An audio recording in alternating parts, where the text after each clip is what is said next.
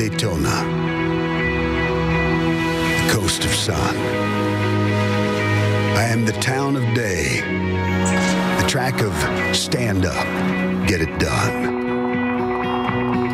I am Daytona. I am the road well traveled. I am the road ever new.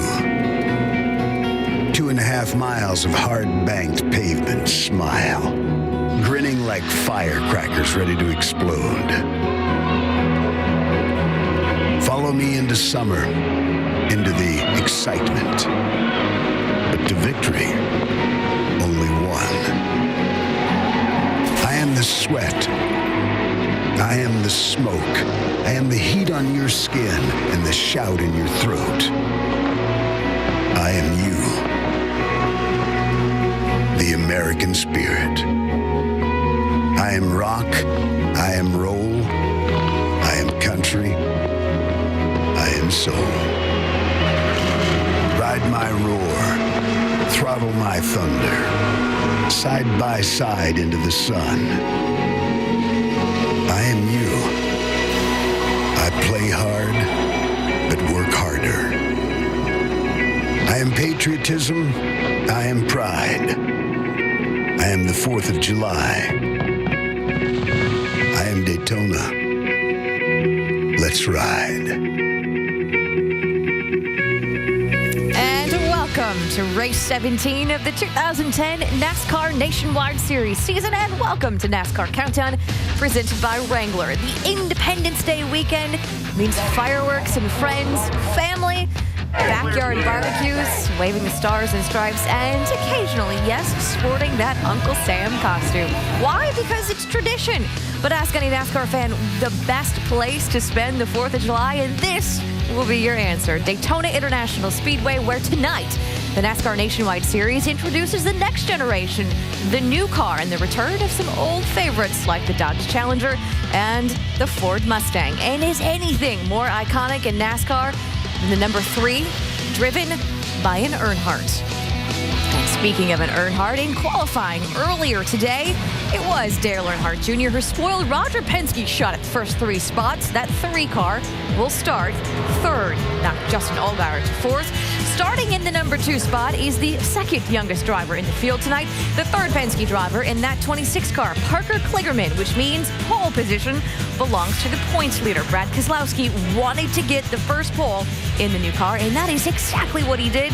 It is his 4th pole of the season. Now, some drivers said they didn't focus on qualifying at all, like Kevin Harvick, who's starting 9th. He said his car was definitely set up more for handling and winning the race, not the pole. Kyle Busch also starts in the top 10. He is 5th. Ryan Newman, a former Daytona 500 winner, he rolls off 8th. But right now, let's hear from our pole sitter. He is on pit road with our Dave Burns. And Nicole, before he took that qualifying run, he predicted that he would be on the pole, and he did it. So are you willing to go like Joe Namath, Super Bowl III far, and guarantee the win tonight? No, there's a lot to win in these races. You got to execute on every level, and you just don't know how the race is going to play out. So I think we've got a great shot at it. Our discount tire Dodge Challenger is fast, obviously, so we got to do all the right things on the racetrack and on pit road and find our way in victory lane. The bumpers on these cars are not well reinforced. They're a little twitchy in traffic. So what constitutes working well together here tonight? I mean, that's something we're all going to have to learn as we go. I'm sure somebody will push a little too hard and there will be a wreck. So, we're all going to learn it and kind of have to figure it out. Hopefully you'll push somebody and they'll get a little loose and you'll see it before you actually cause a wreck. But it's going to be very tough to know, and that's just part of the learning process for the drivers in this series. Brad Keselowski and his teammate, that all Penske front row, getting ready to start here tonight. Let's go down to the pit studio with everyone, including Nicole Briscoe. Thank you very much. I have to say, on this night, during this particular weekend, it is truly an honor to be joining you from, as Dave said, the ESPN pit studio. What a great location for us. And I am joined in the pit studio by 2 guys who, dare I say, have collectively spent some 70 years of enjoying the racing here at Daytona. Dale Jarrett and, of course, Brad Doherty. Yeah, absolutely. I mean, I've been coming to this racetrack for over 30 years, and that goes back to my childhood. In the mid-'70s, my uncle, we would load up his big Mercury. He'd throw a big carton of Pall Mall cigarettes in the window, and we would load up and bear down on Daytona from Black Mountain, North Carolina. It was unbelievable. The only stop for more cigarettes and gas. And you'd walk into this place, Every year I'd walk in, and there was this huge coliseum. It was the biggest place this young guys had ever seen, and it was awe-inspiring. And I met my hero standing right out here on pit road, Richard Petty, who's actually 73 years young today. So it's just an incredible place for me, and time does go by pretty quick. You may have been here a few times. Yeah, it caught me off guard. That's a lot shorter than what we did in rehearsal. Yeah, I have been. Yeah, it was, I used to come here. Basically, this was our vacation in my family, in the Jarrett family, because my dad was coming here to race, but we came down a little bit early, went to the beach, spent a little bit of time there. So a lot of years here, a lot of great years, and this is a wonderful place to be on the 4th. The stars of the show tonight, though, not necessarily the drivers, but what they are driving. Tonight, the NASCAR Nationwide Series debuts that beautiful new car. Nationwide Series. The next generation. There are many enhancements on the Nationwide's next generation car. Among them are the new non-adjustable splitter, which helps control the balance of the car along with the amount of front travel suspension. The new chassis increases the wheelbase from the current 105 inches to 110 inches. This accommodates the larger center section of the chassis. The new spoiler is at a fixed 70-degree angle that controls the rear downforce. The spoiler extensions may be used to adjust aerodynamic balance. The next generation car has a wider cockpit that sees the driver moved closer to the center of the vehicle, allowing a larger safety distance from the outer skin of the car. The drivers also have more headroom, larger side windows for exit, and a taller front window for vision. Nationwide Series. The next generation. And as a car owner, Brad, this is going to cost some money in the short run, but in the long run, this is good. You're exactly right, and it doesn't matter. It's going to cost you throughout this sport, throughout the sport, whenever you do something. So this is a great move. It's so exciting. I am so excited to be here in Daytona to see these new-looking race cars, these pony cars. Get to look at the Mustang and the Challenger, go head-to-head. It's great for our fans. The brand identity is so exciting. I'm fired up. Yeah, as you said, Brad, it was going to be costly anytime, but these cars are much safer. There's a lot of safety issues designed into this car, and that's a good thing, and you can't keep something on the shelf when you have that for these drivers. I remember from something very positive to something, well, the pothole back in Daytona in February that marred the 500. Not that again. Yeah, well, the track is doing all it can to keep that from happening again, which is part of the reason there was some more patchwork done last night. The new patch is about 3 yards in front of the patch that was made after the 500, though the track says this is all a precautionary move. A patch Do for the not patch. expect any problems tonight. Okay. You know what else, though, this new car means? Maybe trouble, especially as the drivers try to get a handle on what many are calling a tricky handling car. When NASCAR Countdown returns, we'll tell you why 3 wide tonight could be especially daunting. And then we hit the wind tunnel with Roger Penske as he pits the old car versus the new car. And Earnhardt is back in the 3 car. We will tell you why Dale Earnhardt Jr. says tonight will be the final time he ever drives a car bearing the number his father made so famous. It is all ahead on NASCAR Countdown. Don't go anywhere. NASCAR Countdown is presented by Wrangler, official jeans of Dale Earnhardt Jr. and the number 3 Wrangler Jean Machine. And in part by Pennzoil, Feel the Clean. Brad Keselowski and Justin Allgaier have the honor tonight of debuting the new Dodge Challenger. Brad is going to roll off from the pole position, Justin in 4th. Now, both drivers say not only do the cars look really cool, and they do, but they are also pretty darn fast. For proof, Fallon Bestwick visited the Dodge wind tunnel with the captain. Like a lot of people, I remember the late 70s. NASCAR's a really cool time when the cars were door slammers. They really, really looked like cars you could buy. We had the Chargers, and we had the Mustangs and Camaros and Javelins, all running together. It was really exciting because everybody, they had a brand that they loved.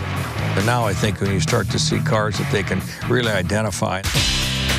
You started with a goal of giving the manufacturers some brand identity, but yet NASCAR wants the cars to be aerodynamically competitive. How do you make those two fit together? Dodge came up and said, well, we have a unique look we'd like to offer up for the Nationwide Series. We took a look at it and said, well, that's what we're looking for, is to bring back some of that look as a street version versus just a pure race car. With the aesthetics of the car, each of the manufacturers are very different from one another. But with the being able to use, wind tunnels like we're sitting in now, the differences aerodynamically aren't there. Dave, when you look at the front of this race car, what makes the Challenger unique is the nose. How did you make that shape for styling be an efficient race car? Yeah, effectively what you see there is a recessed grill. However, there's a bubble, there's a pressure bubble in which the air effectively flows over it. So I think we hit a home run in terms of having the style, the brand identity, and yet the aero performance tonight, and we have the numbers to prove it. It's been tested, and in all cases, the drivers came back with positive comments. It drafts well, the car handles well. We are extremely delighted with what we've been able to achieve. What impact do you think this will have on fans when they see these cars come out at Daytona? I'm excited about it. Already people are talking to us about they can't wait to see this vehicle, on the racetrack. If you could nudge NASCAR in a direction along that way for the Sprint Cup side, from a manufacturer's perspective, you'd like to see that? I don't think I need to nudge. I think the fans will nudge for us. They'll see what the beauty of them. They'll be able to pick their cars out. I think it'll happen all on its own. And pretty much everyone agrees on two things. The cars, yes, they look very cool. But despite nearly 7 hours of practice here this weekend, they're also a huge unknown.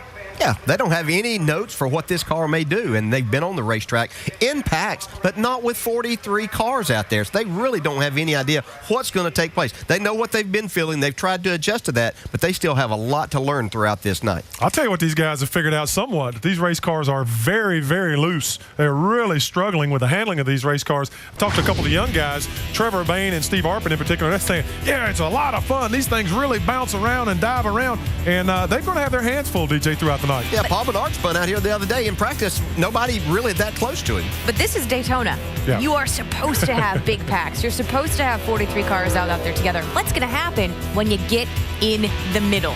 Well, when you get in the middle, it better be in this situation right here where we see Dale Earnhardt Jr. in the 3-car coming forward. You want to be making a pass in 3-wide situations. The situation you don't want to get yourself in 3-wide is when cars are passing you on both sides. You're going to be headed backwards looking for a hole to get into. But did you see how loose he got when he came through the middle? That's what they get paid to do. Got to drive it. Got to go. Fair enough. But if I'm listening to you two correctly here, experience really going to pay off tonight? Oh, yeah, there's no doubt about it. And I think what we're looking at is with the experienced drivers like Carl Edwards and Kevin Harvick and those people who've been driving this new car in the Cup Series, well, those skills are going to translate over to this car. It's the same thing. These guys just have to get used to driving this new race car that's going to be very, very loose. And these guys in the Cup Series have already been doing that. So I think we're going to see our veteran guys do very, very well, and our young guys make a lot of mistakes and create a lot of action. We did see a bit of it in qualifying. What about that high line? Yeah, and that's where experience is going to come into play too. With a loose race car, you have to get up to the top of the racetrack. You don't have to turn the steering wheel as much. So we'll see eventually these guys move up to that top of the part of the racetrack. But you have to understand, racetrack is very rough up on top. We see some of these cars. Look at them bouncing around right there. So you're up there running. You're going to be in packs of cars, people right on your bumper, making you even looser. Not much room for error, but they're going to have to be up there running. Well, one of the other challenges to this new car, it has to do with the crew chiefs, because that notebook they've been compiling for years now is down pretty much to a single sheet of paper. It's an element of the unknown, what to do or not to do to make these cars better. And to answer that, we go to our championship crew chief. Tim Brewer is in the Craftsman Tech Garage. Thanks, Nicole. NASCAR, the manufacturers and the teams worked really hard with aerodynamics to get the cars all comparable. But what the problem is now, the crew chiefs, the elite engineers, they have to work with mechanical aspects, the sway bars, the front springs, rear springs, weight distribution. But where are you going to get ahead of the game? Paying attention to the driver, getting the input, keeping up with the racetrack. Because the guy that can keep up with the racetrack the best, he's going to be able to run the corners flat out. It's bumpy down on the bottom, but it's a handling racetrack, and the guy that keeps up with the changes, air pressure, wedge, track bar, he's going to have the best opportunity to win the race tonight, Nicole. Tim, thank you very much. Well, experience does count. Perhaps one to watch tonight. Someone who's had an awful lot of success at this track, including 2 wins in February of 2007, the nationwide race, and then the Daytona 500. Kevin Harvick is standing by with the one and only Dr. Jerry Punch. Thank you very much, Nicole. And Kevin, you told us earlier today in qualifying, you gave up some speed in qualifying to have a better handling car tonight. How long will it take for for that handling package to pay dividends in the race? Well, I think probably about 15 laps. I don't think a lot of us have really been past about lap 20. And we can probably go about 45 laps or so on 40 or 45 laps on fuel. So halfway through the run should be the telltale sign. We may have gone overboard on trying to make it handle too good, but I just don't think that'll be the case with our Rheem pool heater Chevrolet. The fans love these new cars a lot, but the drivers have said they're a handful to drive in traffic. How legitimate are those concerns? My car hasn't been that hard to drive. I think we've compromised our setup for speed and really gone towards handling. So I think, maybe some experience on just knowing what you think you want in a car might make it drive a little bit better. And I think, there's a lot of options that they could have done to make their cars drive better. So we'll see how that balance plays out tonight. We may have gone overboard and they may have the speed and we won't, but we'll see. Hey, good luck. And by the way, thanks for being our in-race reporter tonight. Oh, I'm glad to do it. Hopefully we can come up with some good questions tonight, Dale and Andy. All right, and if you want to pose a question possibly to Kevin Harvick, you can log on to ESPN.com. Key phrase, ask the driver, and maybe get Dale Jarrett to ask that guy right there, the two-time Nationwide Series champion and former Daytona winner here, a question on the pace lap prior to starting the race. Nicole? Thank you very much. The ESPN family of networks really is the home for all motorsports coverage this coming week. NASCAR Now kicks it off tomorrow morning, 10 a.m. on ESPN2. Then Sunday, it's the IZOD IndyCar Series at Watkins Glen, 3:30 in the afternoon on ABC. And then next Friday, it is again the NASCAR Nationwide Series from Chicago, 7:30 p.m. Eastern Time on ESPN. Coming up next on NASCAR Countdown, brought to you by Wrangler, Dale Earnhardt Jr. sits down for a candid interview about why racing the 3 comes with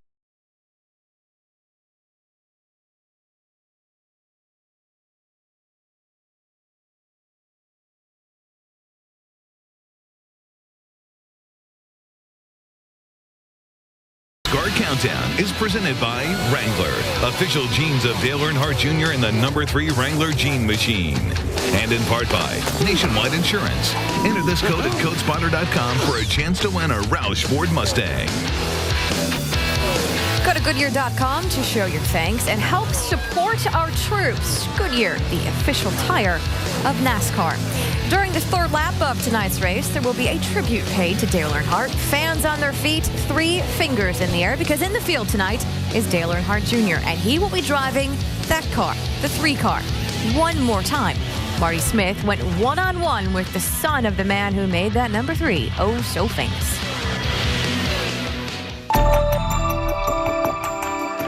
Anybody have anything left? The coat with the man in black.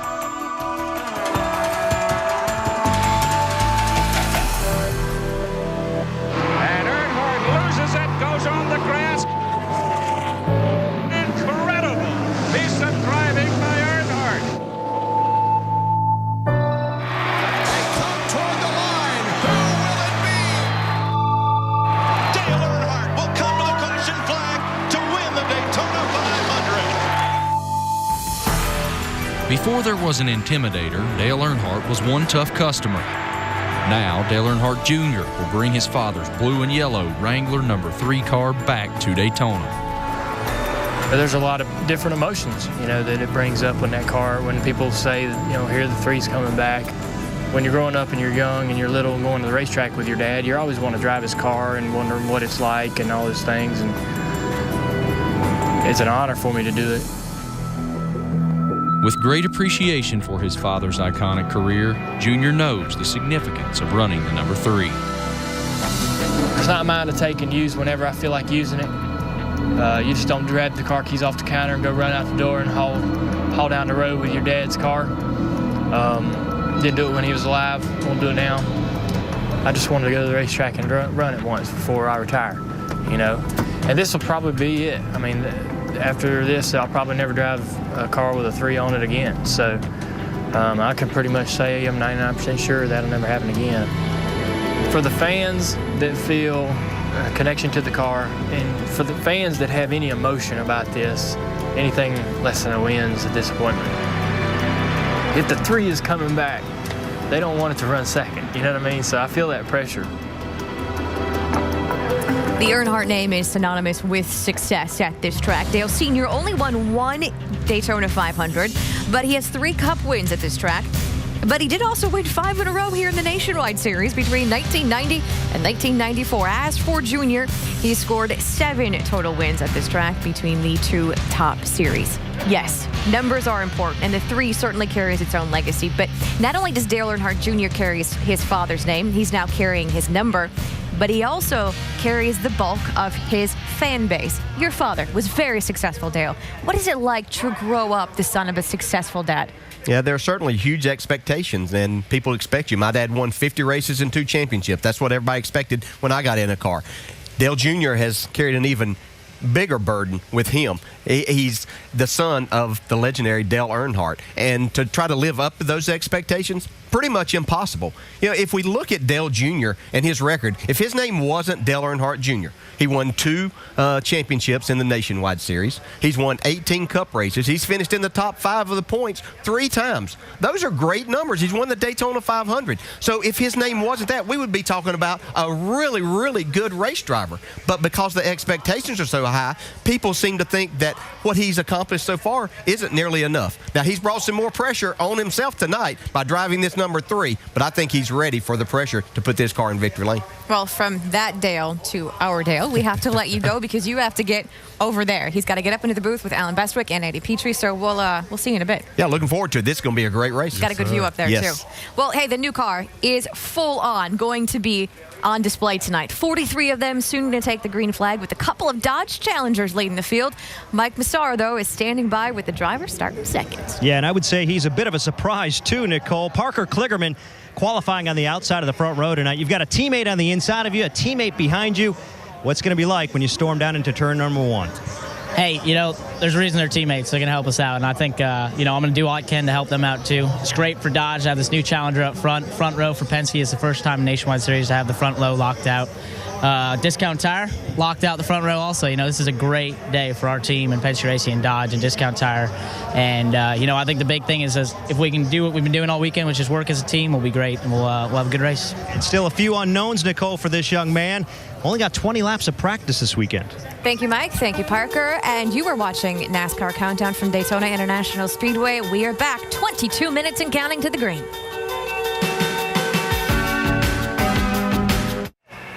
Welcome to the 4th of July weekend at Daytona International Speedway, and welcome to the Subway Jalapeno 250. Tonight, the new Nationwide Series car makes its debut. We've got Dodge Challengers and Ford Mustangs.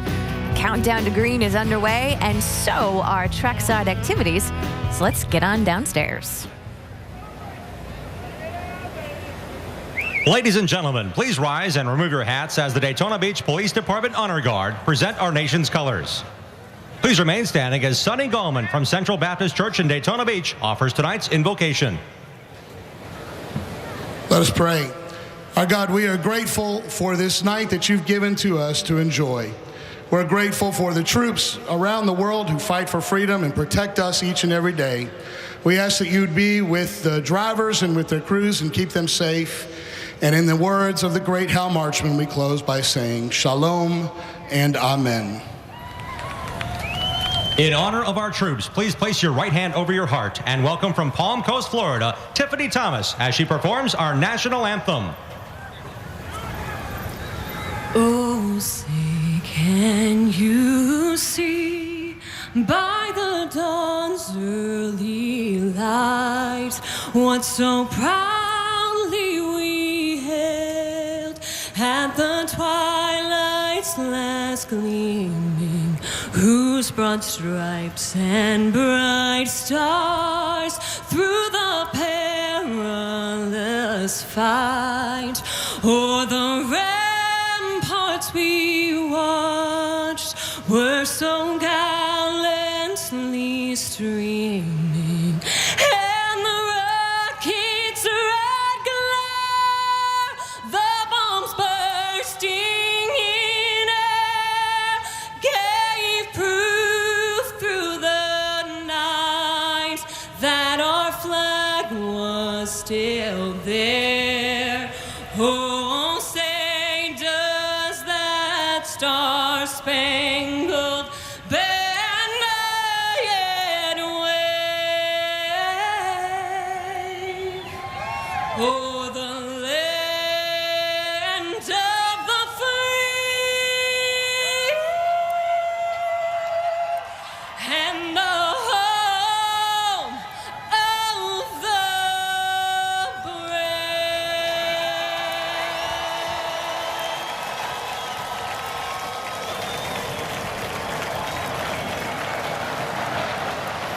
getting ready for 100 laps and 250 miles at Daytona International Speedway. It is the 4th of July at Daytona Stock Cars, and this holiday, they go hand in hand. It is a little slice of Americana.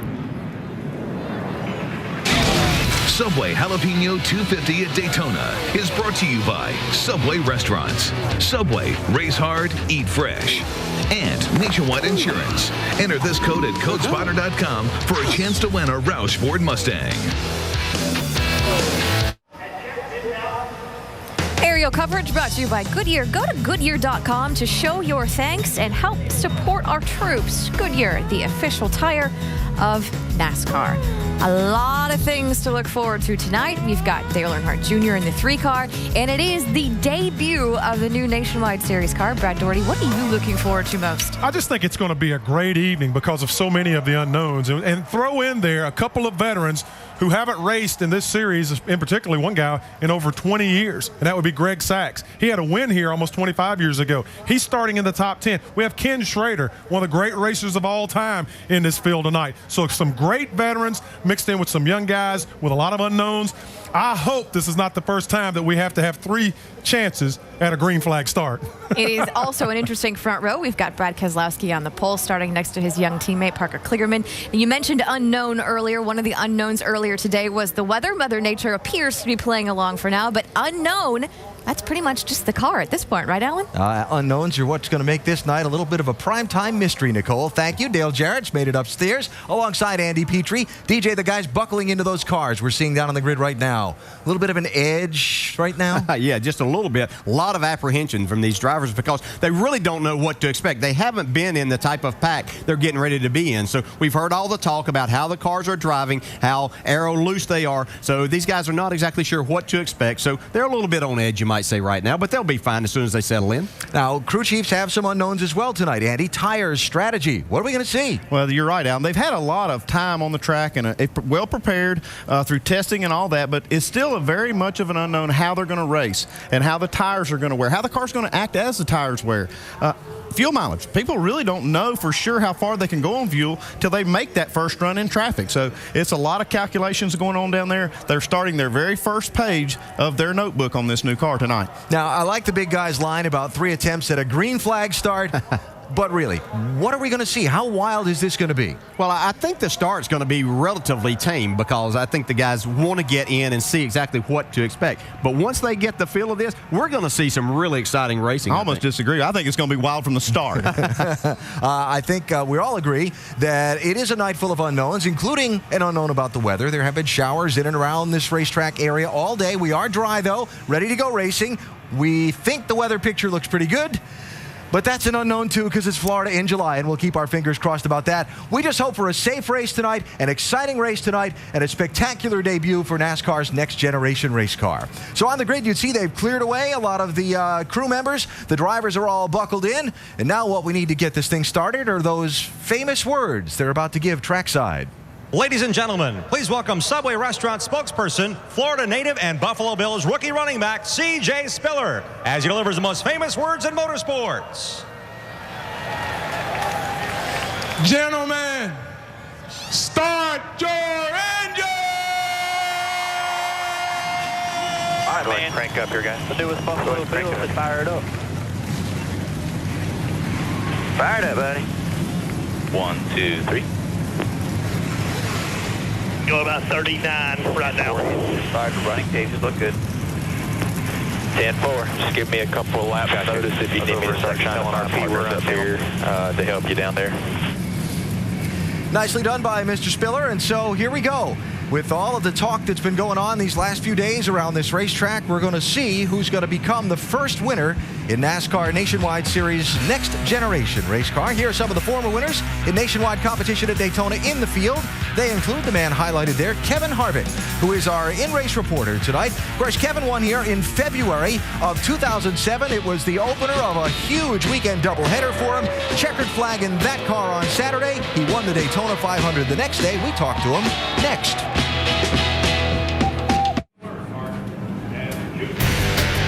always a thrill to be at Daytona International Speedway. And tonight, a pleasure to bring you the Subway Jalapeno 250 for the NASCAR Nationwide Series, the debut of the next generation race car. Cars are on the pit road now, haven't quite yet rolled off to begin their parade and pace laps. When they do, we will have a ride on board for you with 8 high-definition onboard cameras ranging from Dale Earnhardt Jr. starting on the inside of row number 2, all the way back to 27th place on the grid, Stephen Wallace. And we'll ride along with those drivers. And we expect, particularly this view, looking at the drivers, it's going to give us some spectacular pictures tonight. And we'll show you the starting lineup, our Subway ticker across the top of the screen. Take a look and check out where your favorite driver is going to be lining up. And as the cars begin to roll off, let's take a chat with our in-race reporter, Kevin Harvick. Hey, Kevin, Dale Jarrett, the ESPN. You have a copy? For Dale. Hey, Kevin, our first question comes from our ESPN mailbag. And Mike in St. Louis, Missouri asks, what are the main differences you've noticed in the new car?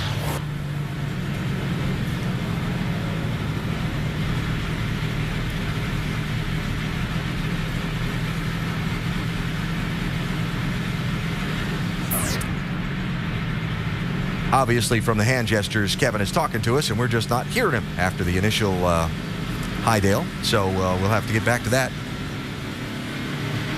Hey, Kevin, have you done enough drafting and maybe bump drafting in practice to know that that's something that you will be able to do tonight with the bumpers lining up good enough? So, these bumpers are the round in the front, so you got to be really careful about where you bump draft, how you bump draft, and obviously who you bump drafting with. So, the handling pretty much takes care of the no bump drafting in the corners, just because you got to give each other room to keep your cars going straight. By what you've seen so far, is it pretty fair to say that because of the worn-out surface here, the heat, that we'll be looking at 4 tires pretty much every time you come to pit road? 4 tires. I think, there's been a lot of guys still probably pretty aggressive on their setups, and we're pretty conservative. Went definitely down the big-time handling road. We might be too conservative on that, but there's only one way to find out, and that's to race. All right, Kevin, thanks for talking with us, and have a great night. We'll talk to you later on. Thank you. Kevin Harvick lined up 9th on the grid. You saw him index the steering wheel, get back in his place in line, set the pit road speed limit on the tachometer, double check things, and he'll be ready to go in another 2.5 more pace laps. Have some time. Day or night, doesn't matter. Field of race cars on the Daytona International Speedway is an exciting sight. And we are getting ready for 250 miles in the NASCAR Nationwide Series premier race for its next generation race car. Completing the first of the 3 parade and pace laps before we go green tonight. And once that green flag waves, it'll take 100 laps on this 2.5-mile track to complete the scheduled distance. I guess about that third line down is a big question mark, Andy. Yeah, you see how big we have that window. We really don't know what to expect. We talked to a lot of people, and anywhere from 5 to 6 miles per gallon is what I'm hearing they're getting. So we'll see what the actual window is after we make our first green flag run. I like that stat down there, the tri-oval. That's going to be an exciting part of this race tonight. Driving these cars through there, even though it's been part of the front straightaway, it's banked 18 degrees. Should be a handful for these guys. All right, that's one of those. Mark that down, and we'll note that one for later. Now, we talked to some of the favorites in our countdown. Let's talk about some more of them, starting with Dr. Jerry Punch. Thank you very much, Alan. A reigning nationwide champion, Kyle Busch, has been nominated in the Best Driver category for the 18th Annual ESPY Awards coming up on July 14th. Now, he may get a chance to prove really how good a driver he is here tonight. According to Kyle, he says after 10 laps, these cars get looser and looser and looser, and in big packs, they can just snap sideways on you without any notice. He said the veteran drivers should be able to hang on, but those young guys in the big packs, oh my, look out. Folks, this one tonight has all the ingredients to resemble the movie Days of Thunder. It should be wild for the drivers, but fun for you and us to watch. Dave. And Doc, together with his teammate, Joey Logano, people have been asking this week, will the dominance of the Joe Gibbs racing cars the last couple of years in Nationwide continue, or will this car be the great new equalizer? Well, if you talk to the 20 team and crew chief Kevin Kidd, he says equalizer. He says it's just another opportunity for us to shine. Joey Logano starts 10th today. Dave, funny you should mention the word opportunity. Another driver looking for an opportunity tonight is Carl Edwards. He's looking to close the 247-point gap between himself and points leader Brad Keselowski. So the last thing Carl Edwards needed this weekend was a vibration inside that race car. Unfortunately, that's exactly what he had. The team spent all of final practice yesterday trying to diagnose the issue. They told me it was the driveline angle. They feel like they've found the problem, they've fixed it, and they are confident in that car out there tonight. Mike? Reflecting on the first super speedway race working with Justin Allgaier, crew chief Chad Walter said he was surprised at how advanced his drafting skills were. In the year or so since, Walter says there's been steady progression. While Walter stopped short of saying that Allgaier is a super speedway ace, you can tell he believes in his abilities. He says he knows the strengths and weaknesses of his race car, and if he works with his teammates tonight, there's no reason to believe they can't stay at the front and contend for this win. Alan, you can tell why the expectations are high. After all, they did finish fourth here back in February. And certainly the Penske bunch worth keeping an eye on tonight. Now our over-the-wall reporter is a New England native born in Springfield, Mass. Rick Yeomans, rear tire changer for Mike Wallace. Hey, Rick, some difficulties you'll face operating on this new car for the first time? Well, I think it's going to be the longer studs. We've got have more threads showing. It's going to take more rotations, get the lug nut off, more to get them back on. I think the pit crews just have to get a better rhythm now with these new studs. It's going to take a while to get used to. Rick, thanks. We'll enjoy stepping over the wall with you tonight, and be safe. Have a great night.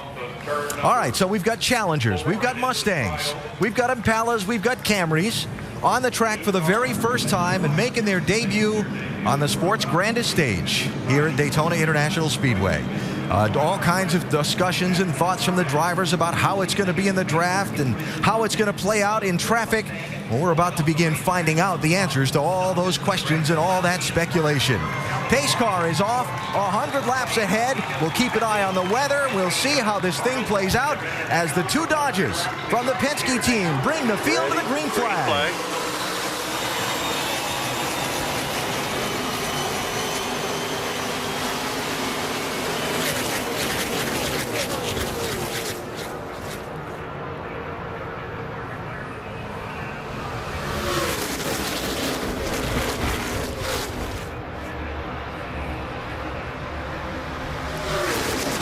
Okay, who's going to lead this first lap down the backstretch? The two Challengers from Penske are leading.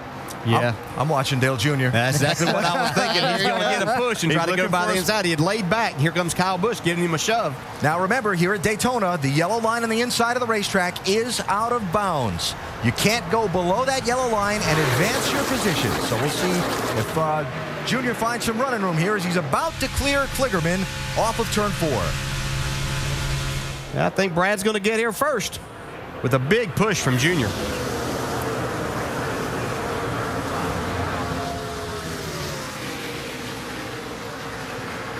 Keselowski leads, Junior is second, Kyle Busch in the 18, inside of Kligerman for third, pretty much double wide from there on back through about 18 cars. Now, Dale Earnhardt Jr. driving this 3-car in honor of his father. Remember, in the year that Dale Sr. passed away, the race fans did a tribute at every racetrack on the third lap of the race, where they basically stood and held up 3 fingers. That's about to happen here at Daytona tonight. And you could see as he was pushing Brad Keselowski there, you have to be careful in pushing these cars because he knocked him below the yellow line right there. Is he going to lead?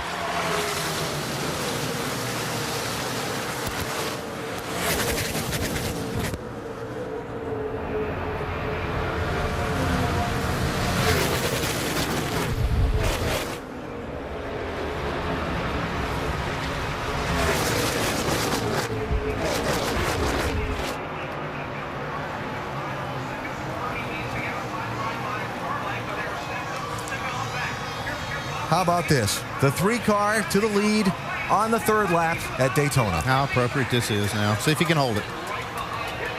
Yeah, that car's pretty loose right there. He's getting a big push, but he's so loose he can't get to the throttle. He's got to get back to the line first. That's Kyle Busch behind him.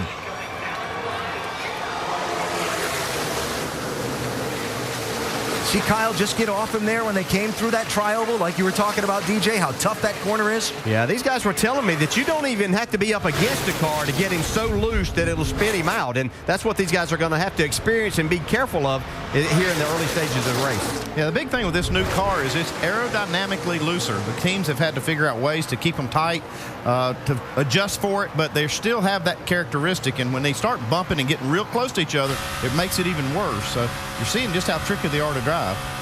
This is on good tires, too. Yeah. Yeah, we heard him report that Kyle Busch said that after about 10 laps, these cars just continue to get looser and looser. There's the bump into the tri-oval. Ooh, that's a dangerous place to be doing that.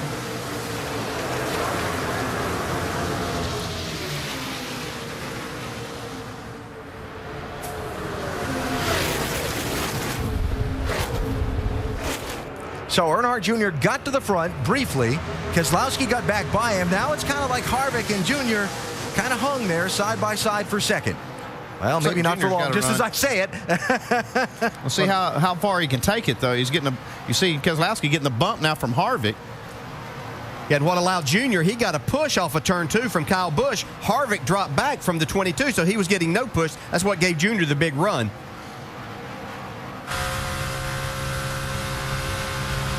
Remember that one of the things we talked about during our coverage of qualifying, we were talking about the two different types of setups under the cars. The coil-bound setups that are faster, but maybe a little more unstable, and the conventional setups. And Harvick giving up some speed in qualifying for the stability in the race. Let's see, he's up to racing for second. Yeah, but it really hasn't taken effect until the tires get worn and get hot. That's when you're going to see that kind of setup probably come to the front even more. The coil-bound setup is something that NASCAR has opened up the rules on front springs at this track for the first time, and now these teams are able to play with it.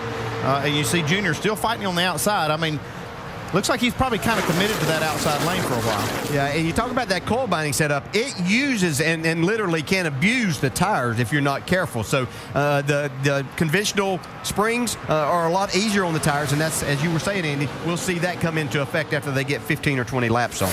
Now that lead pack under power heading down towards turn 1. You saw Kevin LePage's car off the pace on the apron. Got one spun in 4. Do have one spun. And wow, big crash. Jennifer Joe Cobb in the 27 and Johnny Chapman in the 43. Fire. Can I get out yet? Yeah. Caution flag for the first time.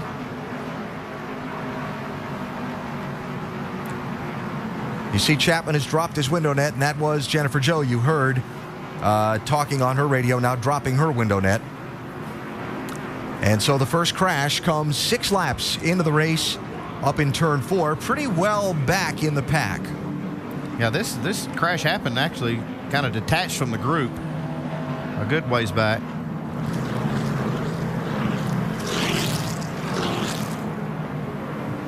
I think the look we're going to see of this is picked up in progress already. Just looking at this, it might be a situation that the 27 spun and then was hit in the rear. Yeah, that's what it looks like. Right there, you can see just catches Chapman up there. He's trying to avoid this spin. It looked like the 27 maybe hung the left front down on the apron, caused it to get loose and shot up in front of Johnny Chapman. That flash fire went out as they stop here. Pretty significant fire. Wow.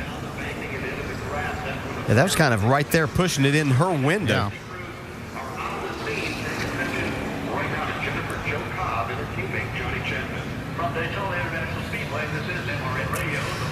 Jennifer Joe Cobb making her Nationwide Series debut here at Daytona. It will be a memorable one, but not for the kind of memories she was hoping to make. Chapman out of his car, and you see the safety workers there talking to Cobb at her car in turn 4. Caution for the first time, 6 laps in here at Daytona.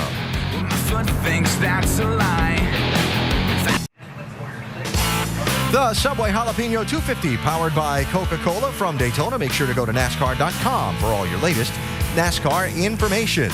Check out that sky. Pretty ominous looking, but it's pretty.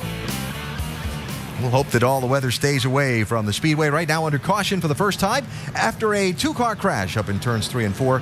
Both Jennifer Joe Cobb and Johnny Chapman out of their cars and have gone to the care center for their examination. Dave, what do you have? Alan, as you know, Parker Kligerman qualified the 26 car on the outside of the front row. Had some interesting thoughts after that first run. Listen to the nerve of that 19-year-old. Wow, that had to be the most insane thing I've ever been a part of. The 3 and the 18 were just being idiots, so I was trying to back off them, and sure enough, they almost wrecked us all right there. I had to back out of it just right on the back of me. Idiots, huh? Well, the 3 and the 18 may go and win this race, too, so Parker may want to work with them rather than be angry with them as the night goes on. Alan? If Parker stays around long enough, he'll realize that that's the kind of things that are going to happen at Daytona and Talladega all the time. I had a spotter one time, was a spot for one of my drivers. He said, the driver said something about everybody's acting like idiots. He said, hey, you're all idiots. Just keep pedaling. If you were with us for our coverage of qualifying earlier today, you saw Reed Sorensen in his backup car really throwing some sparks out behind that machine. He was just on pit road a minute or so ago to have some adjustments made to try and remedy that situation. Yeah, after qualifying, they went back and made some adjustments and had to start back in the rear. But you can see right here, they're trying to make some adjustments to keep this car off the ground because this is a backup car. They had limited practice with it, and everything being so new, it's really hard to predict where to set this thing and just, without a lot of laps on it. Tim Brewer in the Craftsman Tech Garage. What were they doing?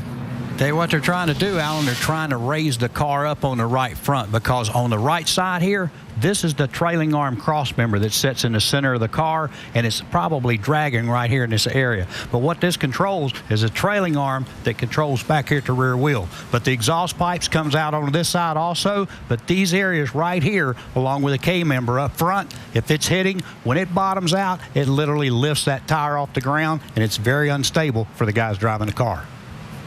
You kind of want those tires on the ground as best you can have them at 190 miles an hour? As possible. I would think so.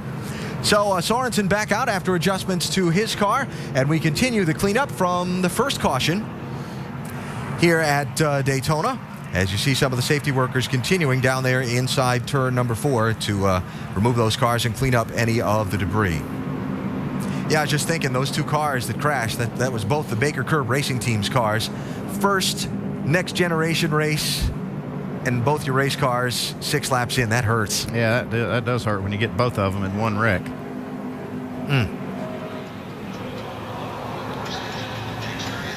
I know, DJ, you talked about this a little bit at the top of NASCAR Countdown a minute ago, but just the thrill of coming here to Daytona. Every time you walk in the gates, it's an amazing place to me. Yeah, it makes no difference what type of race it is, whether, when I was here, whether it was the 500, the 400, nationwide race, IROC race, anything, anytime that you could race, just a very, very special place.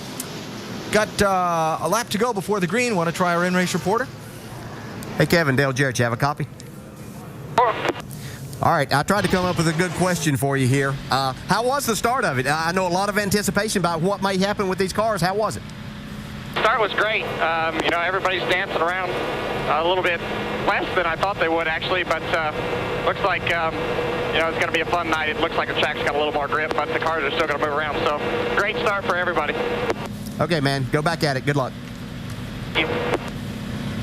Yeah, one thing that's really played into their hands and in their favor is that we've had a cool day, and the track hasn't got a lot of temperature in it to start with, so it does have a little more grip. Any grip that you find out here, I promise you, makes a huge difference because this racetrack is just so worn. So anything that can help makes you feel almost like you're Superman, that the cars are really good then. Verizon Wireless customers, text CHAMPION to 43776 for exclusive Champion Chats content from our NASCAR Now Roundtable experts. I think this week's is on Jimmy Johnson, Denny Hamlin, little momentum we've seen from Team 48, and which one our panel thinks is going to have the most wins and the most bonus points come chase time. That's a good question. They had pretty good answers. Yeah. Jennifer Jo Cobb treated and released from the Infield Care Center. Good news there. All right, so we had the first pole with the next generation race car. Went to Brad Keselowski. He led the first lap. First lead change. Actually, Dale Jr. has yet to happen at the start-finish line. That's right. And now we're going to have the first restart. Enough of the first until we see who the first winner is. Okay. I was getting that look from Andy like, okay. I like for Brad to keep leading for a while, though, because he's got Dale Jr. on his bumper right here. And I know Harvick's car's good, but I think, as we've heard him say it, that's going to pay off for him later on. Dodge, Chevy, Ford, Toyota in the first 5 spots. And here we go. Oh, it looks like Junior got into the back of Keselowski a little bit there on the go. These cars really accelerate a lot faster than they used to here because they've got about 150 almost more horsepower. That's going to hurt Brad right here because Carl Edwards is on Kevin Harvick's bumper and pushes him out front right now. Here comes Junior. Brad's got help coming. Johnny Chapman treated and released from the infield medical center. Bump. Here they go. Looks like we may have our second leader. Harvick cuts low in front of Keselowski. Carl Edwards to his outside. Edwards got Boyer behind him in the 21. And dancing around there on the bottom. Yeah, that's really rough down there. It's where you want to be, but it's extremely rough. You got to have it pointed in the right direction.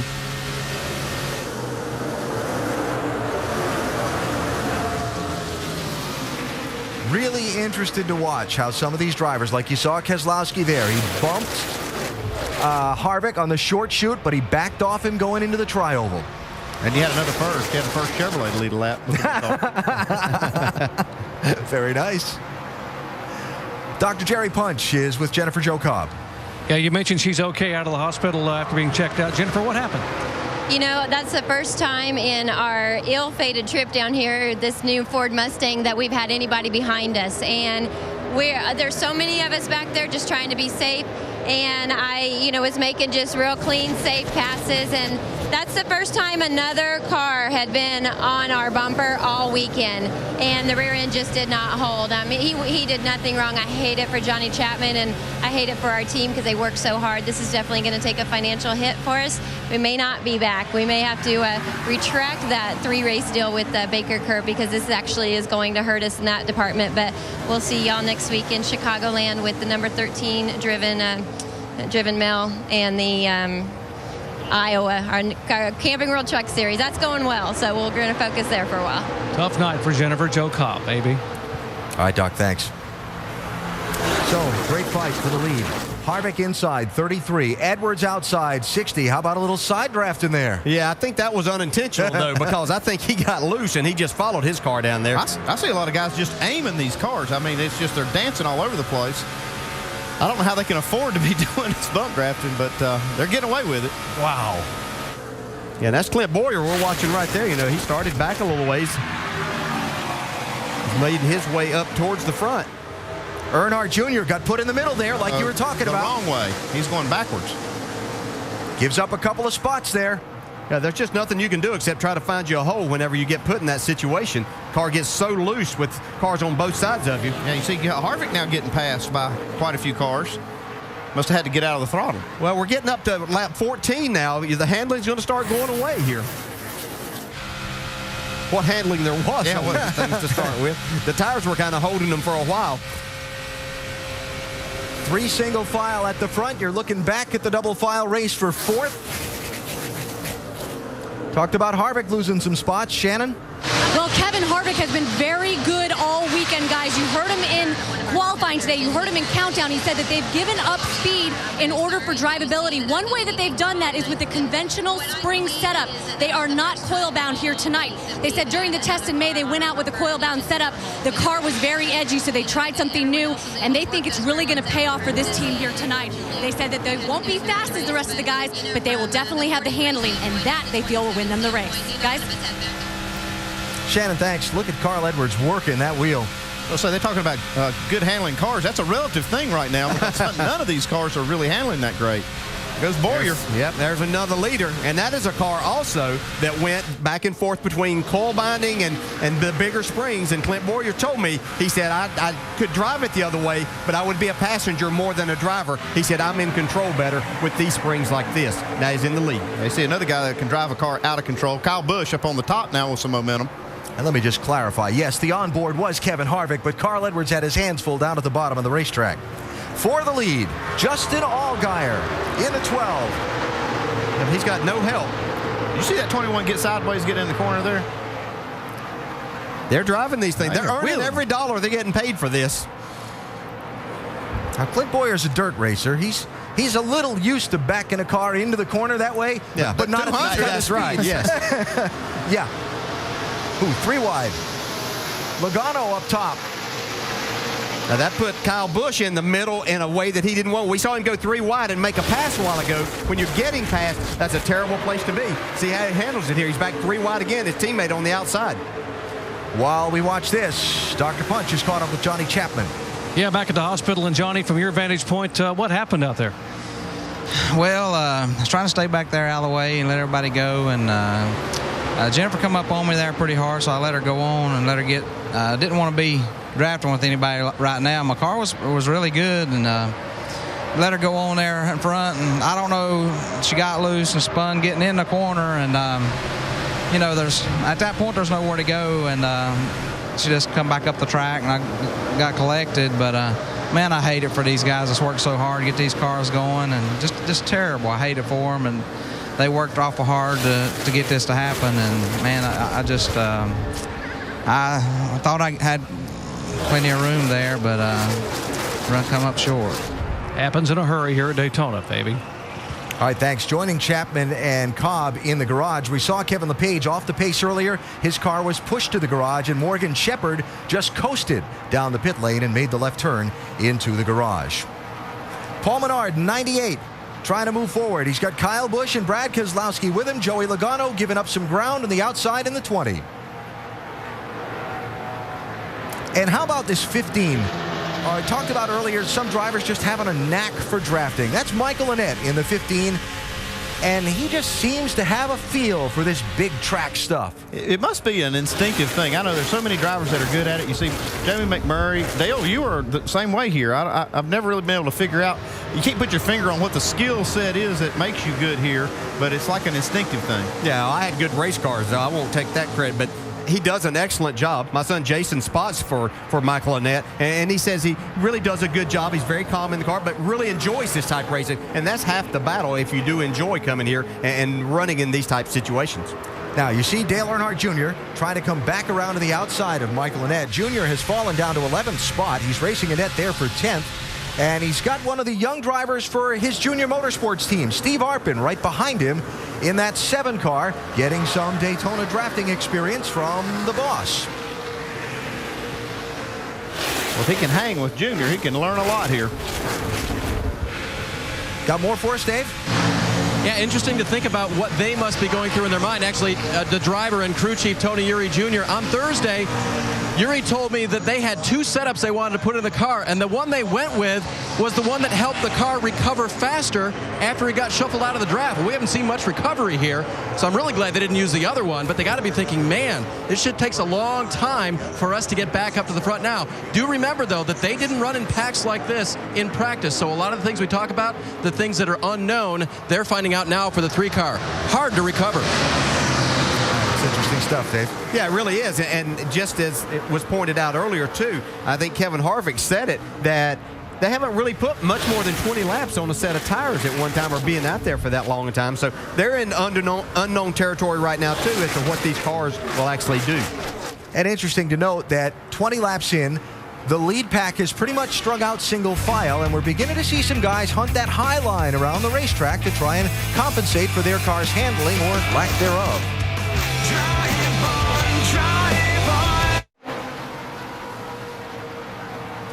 Aerial coverage provided by Goodyear. Go to Goodyear.com to show your thanks and help support our troops. Goodyear, the official tire of NASCAR. Great look at the fight for the lead here at Daytona in the Subway Jalapeno 250. Clint Boyer's got it. Kevin Harvick trying to hold off Kyle Busch for second. And an interesting drafting partner choice a second ago for Brad Keselowski. Had a chance to jump down in front of Kyle Busch when Kyle was making that inside run. Chose to go with Kevin Harvick instead. Yeah, you could see Kevin Harvick's car sideways off of turn 2. We got a huge run right up to Clint Boyer's back bumper. Look at Harvick drive this car. Wow. Tell you what, they're wheeling these cars. Clint Boyer's radio a minute ago. You guys are really, you pull them through 1 and 2. Don't let him get too close to me up off. He does, I got to give it to him. He's going to send me out. That's just the air looseness of these cars, and if you get close enough, you don't have to touch anybody. Just getting even more air off of that rear spoiler makes you sideways and makes it difficult to drive. And that's the guy leading the race. So much for the single file 12-car lead draft. They've doubled up again. Shannon? Well, Clint Boyer free in the middle, free going in and tight in the middle. But, guys, you saw he's having a hard time staying on that bottom line. That is what he's most struggling with right now. Before he climbed in the car, before the race, I asked him what it was like driving these cars, and he laughed and said, man, they are a handful. Mike? Shannon, talking with Brad Keselowski's crew chief, Paul Wolf, at the beginning of the weekend, he told me before they came down here in May for the open test, there was a definite sense of anxiety. They did not know what to expect, but when they left, they were at ease, a sense of relief. They knew they had a good car. That prevailed throughout the course of this week. In fact, Brad said after practice, I know we've got a car as good, if not better, than everyone else out there. He's proving that once again. He's out in front. He says the only time we have trouble is when we're getting pushed. Then we get a little bit loose. See another car in that group, that one car of Ryan Newman. I saw him working the bottom. His car looked pretty solid. And that's all relative. All of them look like they're sliding around quite a bit, but you can see working the bottom of the racetrack pretty well. There's Newman. That may pay off here in a little while. Showing in 10th position right now and looking for more on the bottom. You can see Dale Jr. right in front of him has made his way back up into this lead pack after falling back a little while ago. And what was the term Dave used before? Recovery? Yeah. Yeah, look how much Newman's getting out of the throttle completely. You still see, I'm looking at the lap times, and they're still running relatively fast lap times. Man, look at him pedal these cars, though. I see Junior had to get out of the throttle right there. Oh, boy. That was Eric McClure. The lead pack was putting a lap down. That moment for Junior kind of broke that lead pack up just for a bit. Yeah, and I think Junior's car is extremely loose, and when somebody gets up on his bumper, he just has to get out of the gas, and he couldn't stand that right there. He was going forward by getting a push down the straightaway, but once he got to that closeness in the corner, he just couldn't do it anymore. 30 laps into this run. Let's talk about some pit strategy. On the only caution we've had so far, we saw some of the cars in the back part of the field dive onto pit road and make stops, but none of those cars are in this lead pack. Yeah, they'd only run about 8 laps when they made those pit stops, those cars on the back part of the field. We'll see. They'll be able to stay out a little bit longer. I'm not sure if it goes green that they'll want to, though, because as soon as these cars start pitting and get tires, I don't think you want to sit out there on the track and lose time to them. When do you think we see the first move? About 35 or so? Well, we don't know. That's the problem. We're going to find out. At the start of the race, there were 2 very similarly painted Penske discount tire machines on the front row.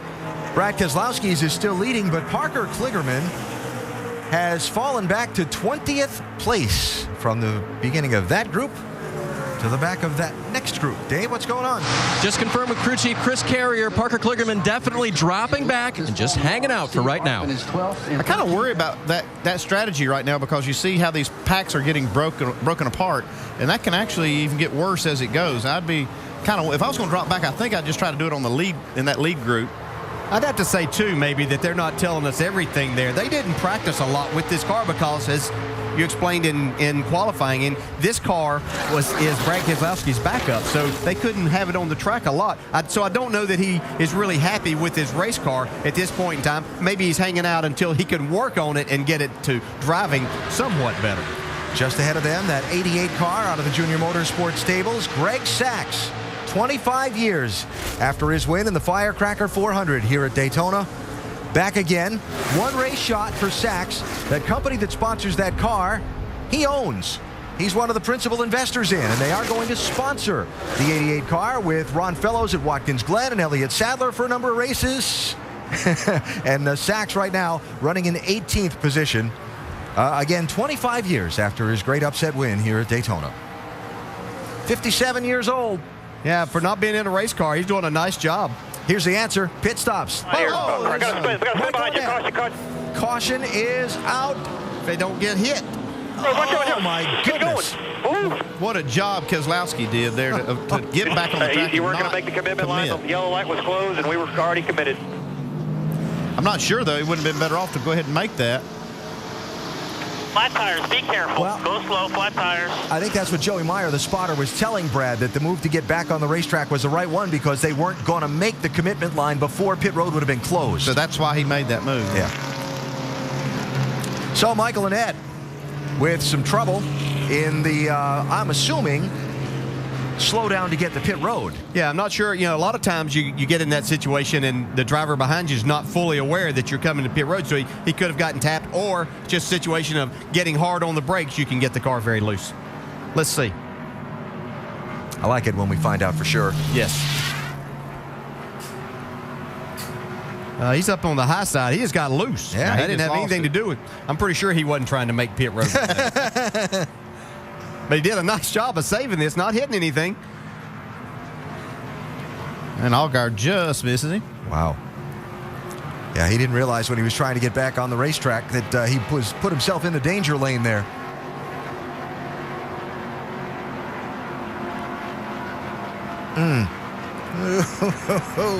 Man. Close call. It's not surprising, though, that these Dodges are the first ones to try to make a green flag stop. They're making a lot of power, and that doesn't bode well for mileage. So they were coming to pit road right here. And you can see, I mean, they're out of control trying to get their car stopped and still made this move.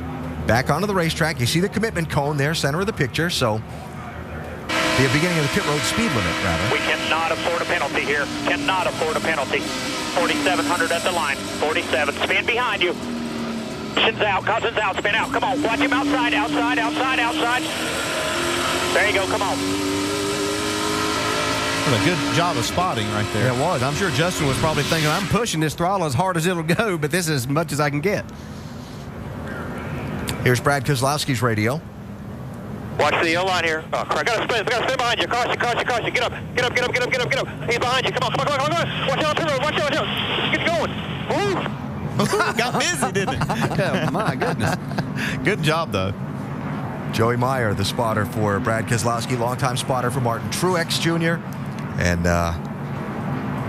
And wow. Very animated. Yeah, nice job. And that's one of the things that's really hard, because you say, okay, they weren't to the commitment cone, but they had committed to pit road, but it was going to be a penalty if they would have gone on to pit road. And so they did the right thing by being able to get back out there. But that's something that I think has been a struggle as far as the rules go, but that's what the rule is. Well, I'll tell you what, all these leaders, all these guys glad to see this caution come out, though, so they can get 4 new tires on these cars and make some chassis adjustment. So in all that mayhem, Kyle Busch became the leader. Brad Keselowski and Justin Allgaier went back to 9th and 10th. Michael Annett limped around. He's on pit road, getting fresh tires, looking to get off pit road and come back around to the field. Obviously, he's come in before the pit road was open, so he'll start at the back of the line. And 34 laps into this race, these pit crews are going to get a look at a set of tires off these race cars with pretty much a full fuel run on them. That should help to see what the car's doing and how it's acting. You can look at those tires and read it. Doc, they're coming to you. 55 miles an hour. They reminded Kyle Busch his pit road is also worn out, as is the racetrack. It's going to be slippery. He stops okay. They're going to put 4 tires on. Going to top it off with Sunoco fuel and make an air pressure change. Dave. Dale Earnhardt Jr. has a Sprint Cup pit crew. He says, I don't need anything. I'm loose and tight, but I do need Sunoco fuel, and I will take 4 Goodyear tires. Shannon? Kevin Harvick, bottom left, said it would take 15 laps to figure out how the car is. So far, it's good. No changes, 4 tires. Mike? Ryan Newman complaining his car's just a little bit tight. They're going to take 4 tires as well. They're going to go down a round and a half on the track bar. They're going to try to free that car up a little bit. They're away. A very clean stop for the 1. Our Nationwide Insurance race off pit road. Wow. 7 spots, 4 tires for Keselowski. Now, remember what Rick Yeomans, our over-the-wall reporter, told us? These pit stops might take a little longer because of the longer studs on the car. Let's watch. All right, the G&K Services Chevy and Mike Wallace is terrible right now. Very loose with somebody pushing.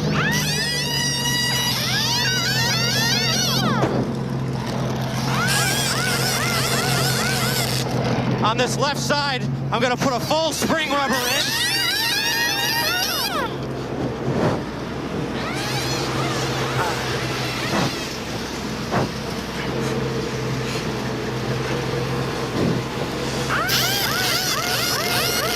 There we go.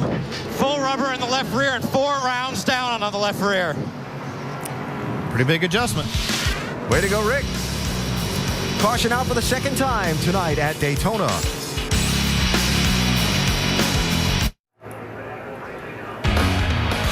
Pace car is off at Daytona as the Subway Jalapeno 250 gets back underway with Kyle Busch getting the jump on Brad Keselowski. A little push from Kevin Harvick. Yeah, Brad didn't quite get up to speed, and he got a shot from Paul Menard trying to get him going.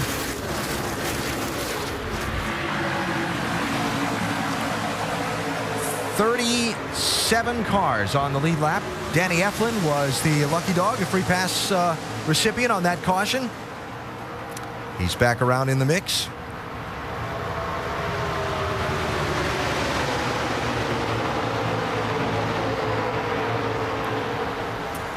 From the leader's car, Kyle Busch.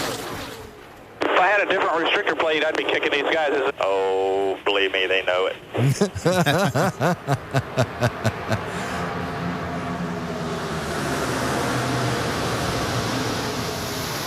Obviously, that a discussion on the various horsepower comparisons of different makes of cars in Kyle's mind. And that's what we're referring to. Some of these other engines, the older style engines, can run just a slightly larger taper spacer. They've done that in order to equal the horsepower advantage from some of the newer design engines. Kyle making the statement there that maybe it went too far. It's hard to say that whenever your cars are running first and third with Toyota. Now that Joe, it's hard to get anybody to listen to you. Anyway. Yeah, you can say it all you want, right? So Brad Keselowski went from being on the outside of the front row for the double file restart to getting shuffled back single file Lone Ranger on the outside. A little 3-wide action for a minute in that second group. Trevor Bayne, 99. Ryan Newman, 1. Stenhouse in the 6. Steve Wallace in the 66. Yeah, Trevor Bayne doing a nice job making his way back up through the pack, up into the 13th, 14th spot, depending on which part of the track they're on. Yeah, they need to try to close the gap here. They need to try to get in line and catch that lead group. They're losing just a little bit of ground to them.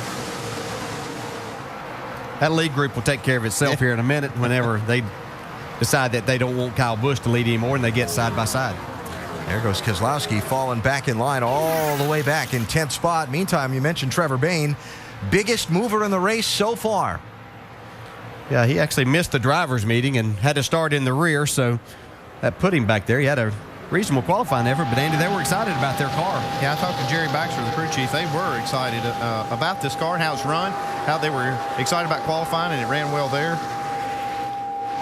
See, now they've lined up together, the one car of Ryan Newman and Trevor Bayne, try to catch that group ahead. Shannon?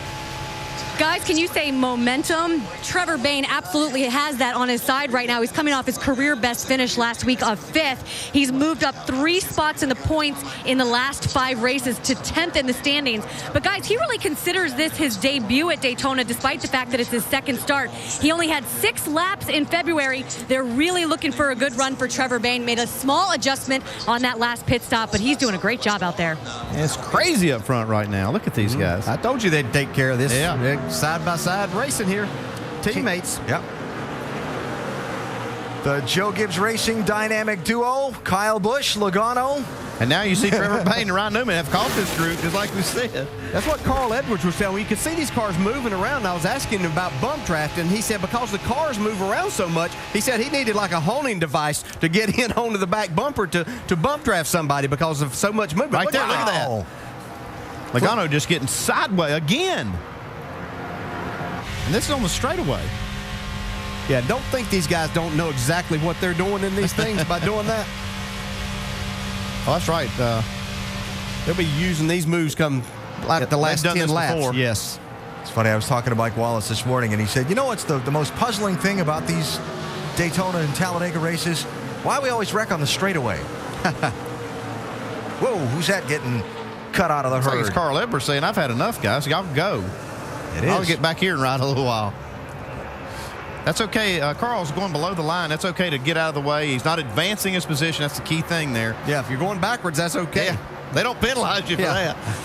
Now the question is, what exactly is going on there? Look at the cars going by that 60. That looks like something's wrong with that race car.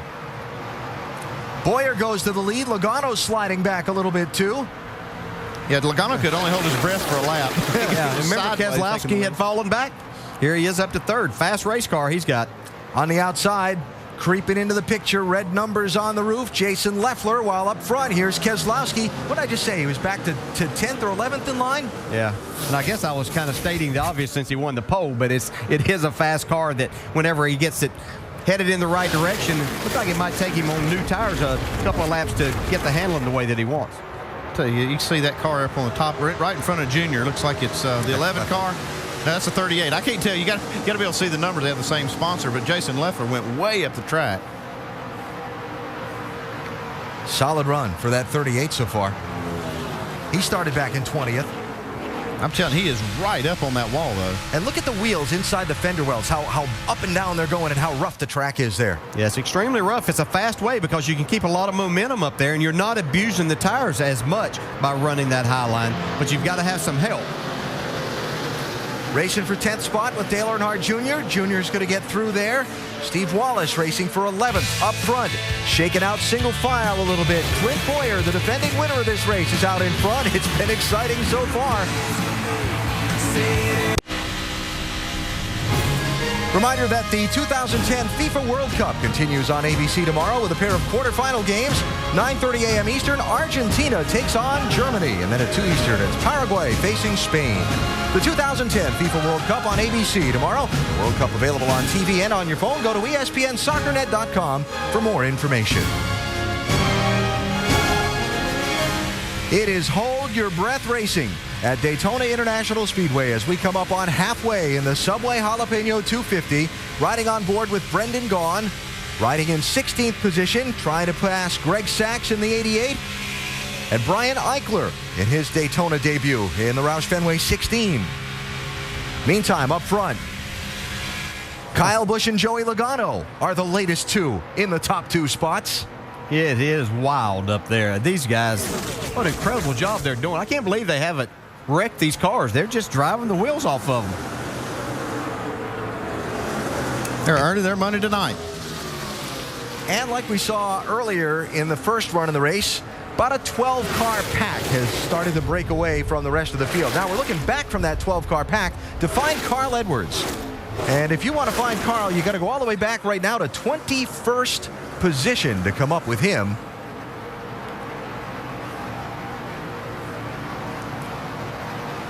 Wouldn't somebody think this might break up the Gibbs domination or something like that? And here they are, 1-2. Wasn't that Kevin Harvick said?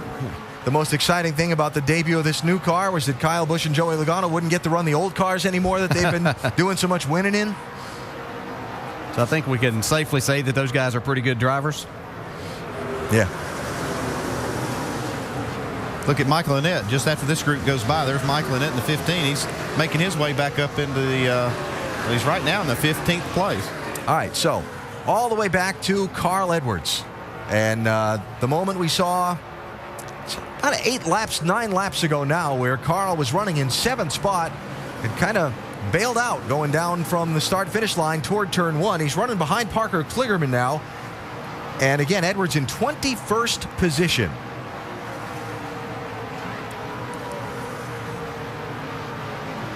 Lead change, Allgaier, Keselowski, the Penske posse through the Gibbs guys.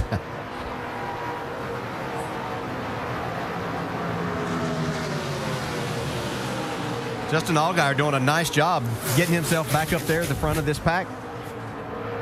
This young man doesn't have a ton of experience here at Daytona, but seems to have learned more and more about the draft every time he's been here. Mike? When you talk about the limited experience he has here at Daytona, well, DJ, this team tried to do something about that. They basically sequestered him and his spotter this week, Chris Osborne, to make sure they were on the exact same page.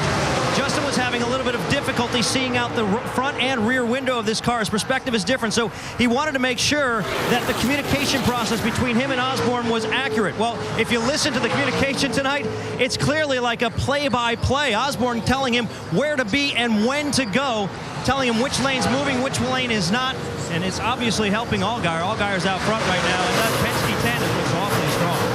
You know, it's definitely a team effort between the spotter and the driver at these type of races. And some drivers like more or less of that kind of communication, but it really is vital to know which lines are moving and where you really need to be at a certain time. I am so impressed with that light blue and white 99 car, Trevor Bayne. He says this is basically like his Daytona debut all over again. Came here in February, only got a handful of laps into the race and got caught up in a wreck. Yeah, he got crashed early, and he was running well then. I think he was very disappointed because he had a great car for the race in February, and he's got a great one tonight if he can keep it clean. How cool do you think it is to him to look in the rearview mirror and see that 3 car behind him? Let's check in on Dale Earnhardt Jr. Dave? And checking in with Tony Eury Jr., his crew chief. Tony, he hasn't given you a whole lot of information, and he didn't want any adjustments on that first stop. Can you tell if he has a good race car or not? I think it's pretty good. It's just a little too free to be on the bottom there a couple times, and he's just moving around, making it work. But I think we'll just tighten it up just a little bit on the next stop because definitely the bottom lane's where you need to be. Can you tell, is he playing it safe at all? It doesn't look real safe out there right now. Well, I think some of the setups of the cars were just bouncing too much, and it's just a product of just learning these cars, see what happens. But I think he's going to be in good shape. We'll see what happens. Calm and cool down here in the 3-pit, guys. I watched the last lap. The Junior ran through 1 and 2 on the bottom, and he actually beat Clint Boyer through there pretty good. Looked like maybe he's found a little better line through there. If your car's free and you can hold the wheel and get through on that bottom, obviously the short way around, but if it's turning that good, probably a lot of these cars are starting to tighten up a little bit possibly, and that'll make him be able to pull away and get a good run down the straightaway. All right, got 2 Dodges down low and 3 Toyotas making a run up high. Allgaier trying to fend off Kyle Busch for the race lead. See, Kyle got a push into the corner there, but it got him loose and he had to go up the racetrack. Here comes Junior on the bottom. He's making that bottom work right now, pretty much by himself.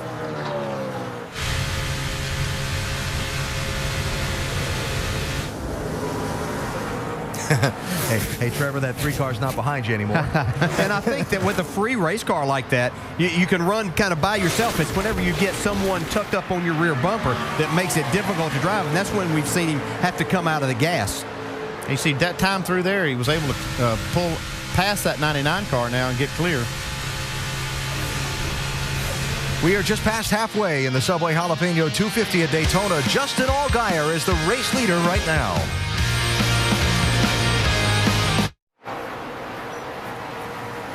And welcome back to the Subway Jalapeno 250. Let's get you caught up on what has happened so far because there has been a lot. It's the 5-hour Energy Rapid Recap. Nationwide Series new car debut tonight. A couple of Dodge Challengers leading the way. Parker Kligerman started second. Pole sitter, that'd be Brad Keselowski. Yeah, good to see these cars. Got the Mustang and the Challenger and the Impala. A lot of fun seeing the old pony cars back on the racetrack. It's also a big night, too, because Dale Earnhardt Jr. is in that Wrangler 3 car, starting third.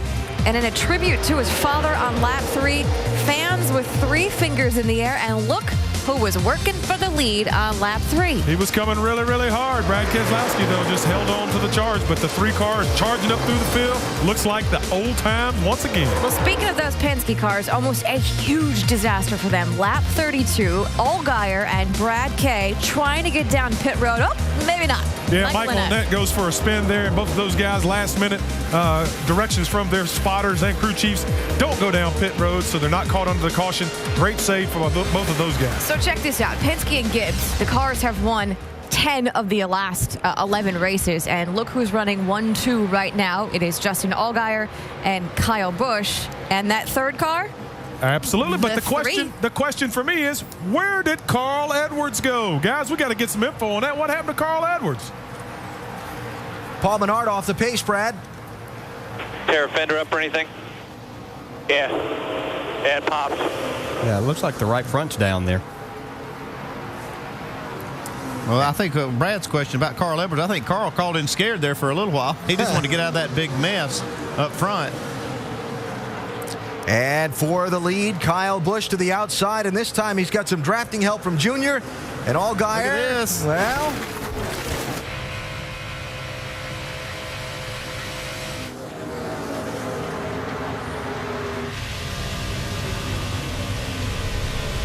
Guess Junior didn't want to run that very high lane around the top of the track.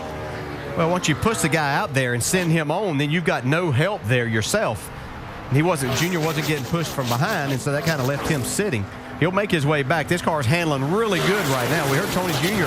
say that they might make an adjustment, but I'm sure they're talking about that right now, Andy. Well, he was making time on the bottom of the racetrack till he caught that lead two cars there, and they were occupying that lane, so he was looking for a way around. That's kind of how he got forced up there. Now the question becomes, flat tire before the fender crunch or the fender crunch and then the flat tire? Yeah, more than likely the tire went down and he got in the wall. See, he's up there, but that's still a good question. Yeah. I would say he probably did cut a tire down somehow. I thought I heard on the radio he said it popped. Yeah. So, would support your conclusion. Tough luck for Paul Menard, who had been having a solid run in the race so far. You see, Earnhardt Jr. got shuffled, but here he comes back. It's hard to hold a good handling car back when these cars get to this point and you get shuffled around. When you're starting to back off the gas, all the leaders are. It's hard to keep that good handling car down. Wow, Allgaier. He scared it, didn't I tell you, here comes that 3 car. He's going to be leading this race in a minute. Yeah, you can see he's just able to beat these guys through the corner so much, and that's because he's staying in the throttle so much more. His car's just handling good right now. If he gets just a little opening on the bottom of the track, he's going to take the lead from Kyle Busch. But you see Kyle just running right against that yellow line. I think if Junior's going to pass him, he's going to have to get back and get a run on him and probably go to the outside and pin Kyle down a little bit. And he may need a little bit of a push to make all of that happen. And watching Junior's strength late in this run, DJ and Andy, is amusing to me because I'm looking at that lap count. We're coming up on another set of green flag pit stops. And that could put some guys right on the edge of making this thing to the finish without having to stop again if we get another long run. Well, the way these cars are handling, though, I can hardly imagine we're going to go green to the finish. And that's the way I'm thinking if I'm on the box. I see a lot of this going on. I would plan on there being another caution or two. Joey Logano running there in 5th position, Dave. And on the first run, actually, the car was so loose they needed a big adjustment. 2 rounds of track bar for Joey. He said, you guys got it 3/4 of the way there just a few laps ago. But he said, if I get it clean there, it's ridiculous, meaning it's very, very good. So Joey trying to find his way to the front, whereas Carl operate perfectly. Duck. And Kyle Busch out front. Now, Kyle, DJ, has said what you're talking about a moment ago. He said, I am loose tight. I am loose when I get a car like the 3 car tucked underneath the back of me. And he uses the whole racetrack to drive up across and hang on to the car. Well, once he pulls away by at least 2 car lengths, the car's a little bit tight out front. But they really can't make an adjustment because if they go too far on the air pressure, it'll get too loose. If they don't go enough, it'll get tighter and they'll have trouble leading the race. So they're in a bit of a quandary right now as they schedule their last stop around lap 73. Leaders in some traffic. Closed up the pack there for a second. Yeah, that loose and push situation, welcome to Daytona. That's something that you fight here because there's just not a lot of grip. Here we see Carl Edwards. That's 15th place.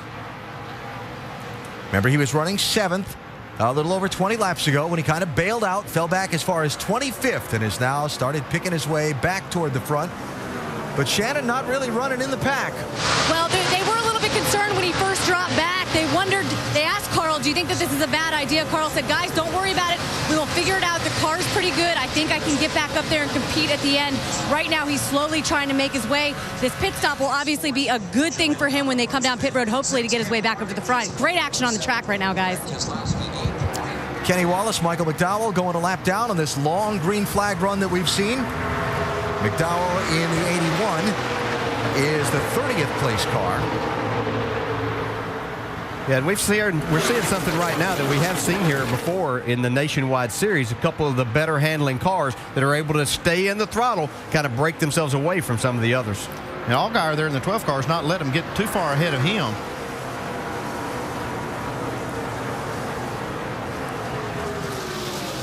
Trevor Bayne had a handful.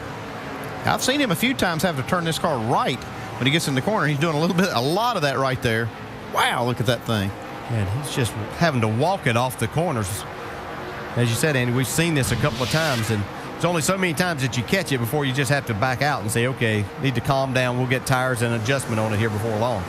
It's Ryan Newman in the 1. Up to challenge Bain. The bump draft for Bain from Clint Boyer in the 21. Boyer spent a lot of time up toward the front of this pack. Trevor Bain's probably thinking, if you'd just seen me drive off of that turn 4 a while ago, you wouldn't be up here on my bumper like that.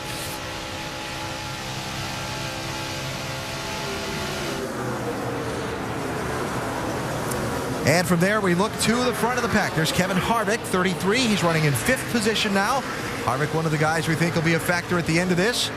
And at the top of the stack, Kyle Busch, Dale Earnhardt Jr., Justin Allgaier, and Joey Logano as we close in on what could be the final pit stops.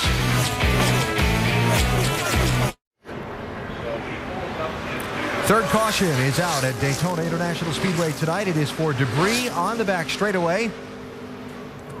And the pace car picks up the new leader in this race just before the caution came out. Dale Earnhardt Jr. shuffled by Kyle Busch. You know, I said it's hard to keep a good handling car down. Right now, at this point of the run, right late, when the tires get hot, Junior's car is by far the best handling car. Makes this pass really look pretty easy. Yeah, you can see he had a push from the 12 right there as they got to the center of the tri-oval. He could feel that little bit of a push and just pulled to the outside of Kyle Busch and went on.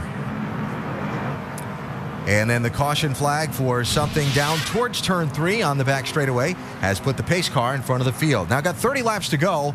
Be 29 when they come back around to the pit lane, Andy. This could be the money stop. Oh, yeah, this could be the last stop if it does go green. Like I said, I'm not going to count on that, but it could, and this would be a good opportunity for everybody to make their last adjustment. Michael McDowell, the Aaron's Lucky Dog free pass on this caution. First car not on the lead lap, so he will come back around and get back in the hunt for a top finish at Daytona. I don't believe I'll be adjusting on that 3 car, though. It'd be hard to, the way it came on there. 29 cars on the lead lap. Pit stops with 29 laps to go. Doc? This should be the final stop, AV, tonight. If we stay green, we're going to have triple pits. Toyota, Chevy, Busch, Earnhardt, and Harvick. And Busch slides across the white line. He'll have to back the car up, and it costs him about 2.5 seconds. They will change 4 tires and make a major air pressure adjustment. Dave. Slight adjustment for leader Junior. It's air pressure in both right side tires to help tighten it up on the short run. Shannon. Kevin Harvick says, snug me up, right side air pressure track bar only for the 33. Mike. Justin Allgaier wants to be tightened up as well. They'll make a 4-tire change, 2 cans of Sunoco race fuel, and they'll put a ½ pound in the right rear on the 12. Brad Keselowski overshot his pit. That first stall down toward turn 1, that cost him some time. Yeah, Keselowski and Kyle Busch both slid through their pit stalls. And a tire, too. Who's that from? That looks like maybe some of Greg Sachs's guys standing there waving their arms. That'll be a penalty for someone. We'll see who goes to get it. Yeah, these guys forgot that that the racing surface isn't the only thing that's slick here. Pit road is too, especially on those hot tires.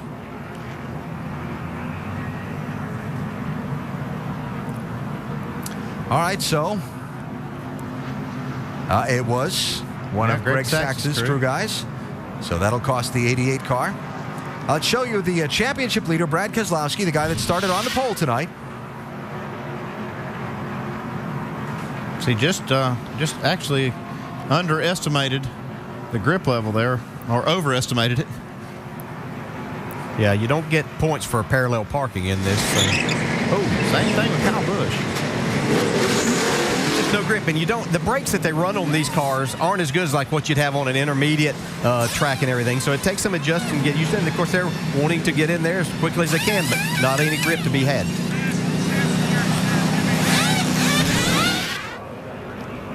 Well, Michael McDowell got the free pass, but so much for that. Didn't have enough fuel. Could take advantage of it, looks like. Yeah, that's a shame. Needing to get a little help to get back into the pit area and make what should be his final pit stop.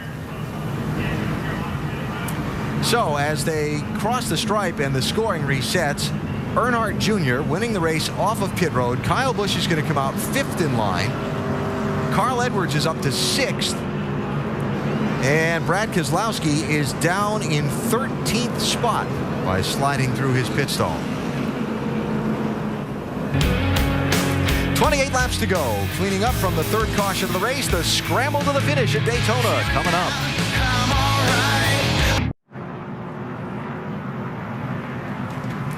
The Subway Jalapeno 250 getting ready to go back to green for what should be a frantic final 26 laps. There are the top 5 as we get set for this late race restart.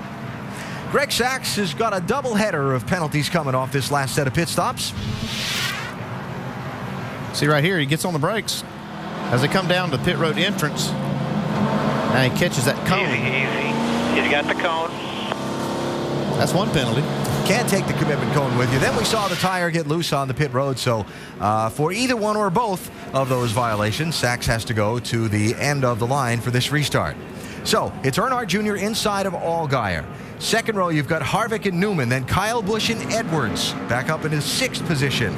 Remember Brad Keselowski back down around 13th in line after this slide through his pits, and we go green with 26 laps to go.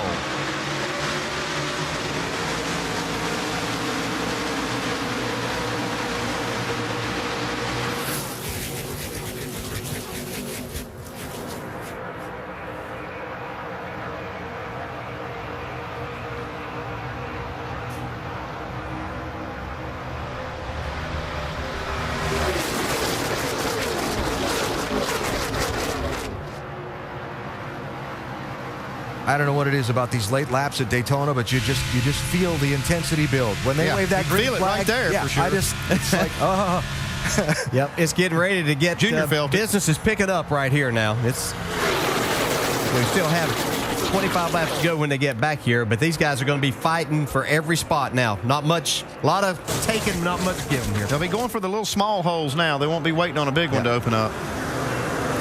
You see Carl Edwards, he backed out of it earlier when it got really hot up front. He won't do it now. He'll have to go. He ducked out from behind Ryan Newman. The one car sliding back with no drafting help. Now Newman ducks into line behind Edwards. Now we got a single file line back through 10 cars. Got to admit, didn't see that coming. Give them a couple laps. They're going to be okay right here. These guys that got down to the inside, they're fine. They're hoping they can run a little bit like that before they start shuffling things. See the front bumper on Kevin Harvick's car already worn out. Sparks flying off of the 3 car. Look at that car dance around. Yeah. Wow. And Kyle Busch, remember, got shuffled from the lead by Junior just before the caution, then slid through his pits, back up in the 3rd spot, got his Gibbs teammate Joey Logano right on the back bumper. As long as the leaders can hold that yellow line, it's going to force these other cars that want to try to advance to move up. Right now, they don't want to. No, they don't, but I would say if Kyle Busch can get a run with his teammate Joey Logano on his bumper, then he'll go to that outside and try to get back to the front. And he won't wait very long in doing that, I don't believe.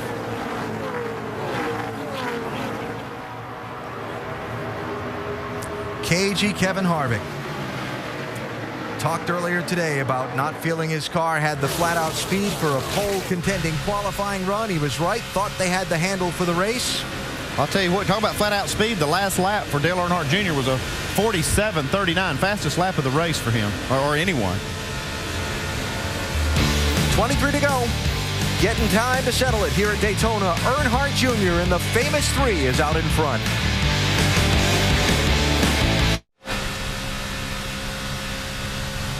Don't forget, tomorrow morning, NASCAR Now on ESPN2 at 10 a.m. Eastern Time to get you ready for the Sprint Cup race from here in Daytona.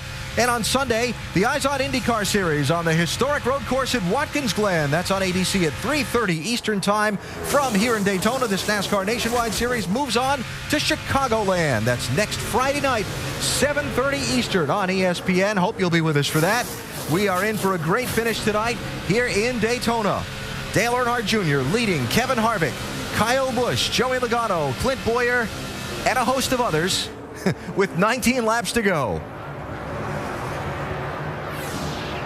The ones that pique my interest the most are the 2 Penske cars that have gotten together on the racetrack now, 22 and 12. Remember, they started on the front row, Allgaier in the 12, Keselowski in the 22. Keselowski got shuffled some problem back. with the 12 car. His back panel, his sail panel has come loose. The back bumper, you can see it flapping. Wow. Maybe he got a little too heavy a shot. Too much bump drafting back there. Yeah. How about you Ricky see it buffeting the spoiler, though? Yeah, Ricky Stenhouse there in the 6 car. Yep. You know, he's had his problems. That's it for a second straight up in the air. Still good. Because your bumper came off. Somebody probably banged it off of there. Oh, here he goes. Yeah. He just lost it right there. Just all that downforce. Hang on to it. Hang on. That was a good save. Inside here, no caution. No caution. And all these guys around him. Yeah. And but he's cost these guys a lot of momentum, and they've lost the lead draft. Yeah, the lead draft got away from them quite a bit now. It'll take a lap to catch up. Or to actually get back to speed, not to mention catching back up. Go ahead, Mike. Alan, listening to the radio for the 12, you could sense something like this might be coming. Not too long ago, he came over the radio and said, we are all over the place. In fact, he told his crew chief he thought there was a hole in the body somewhere because it was so aero-sensitive, more aero-loose and more aero-tight than they were when they started the race. So Justin certainly could sense something was changing with his race car. You can see that sail panel back there. It's just making it very, very unstable. He's going to end up wrecking it again here if he's not careful.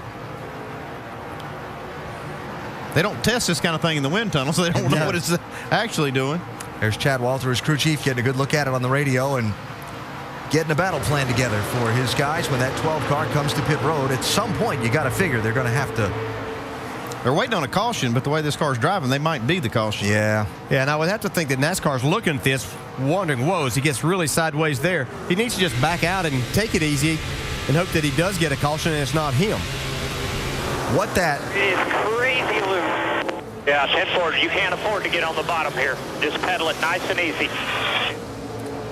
What that half spin did, as you were talking about, was break the front 7 cars away from the majority of the pack. And that really changes the dynamic of the end of this race for all those guys trying to run for the win. So Allgaier hanging on, as you said, hoping for the caution and hoping not to be the caution. Junior, Harvick, Busch, and Logano, front 4, trying to break away.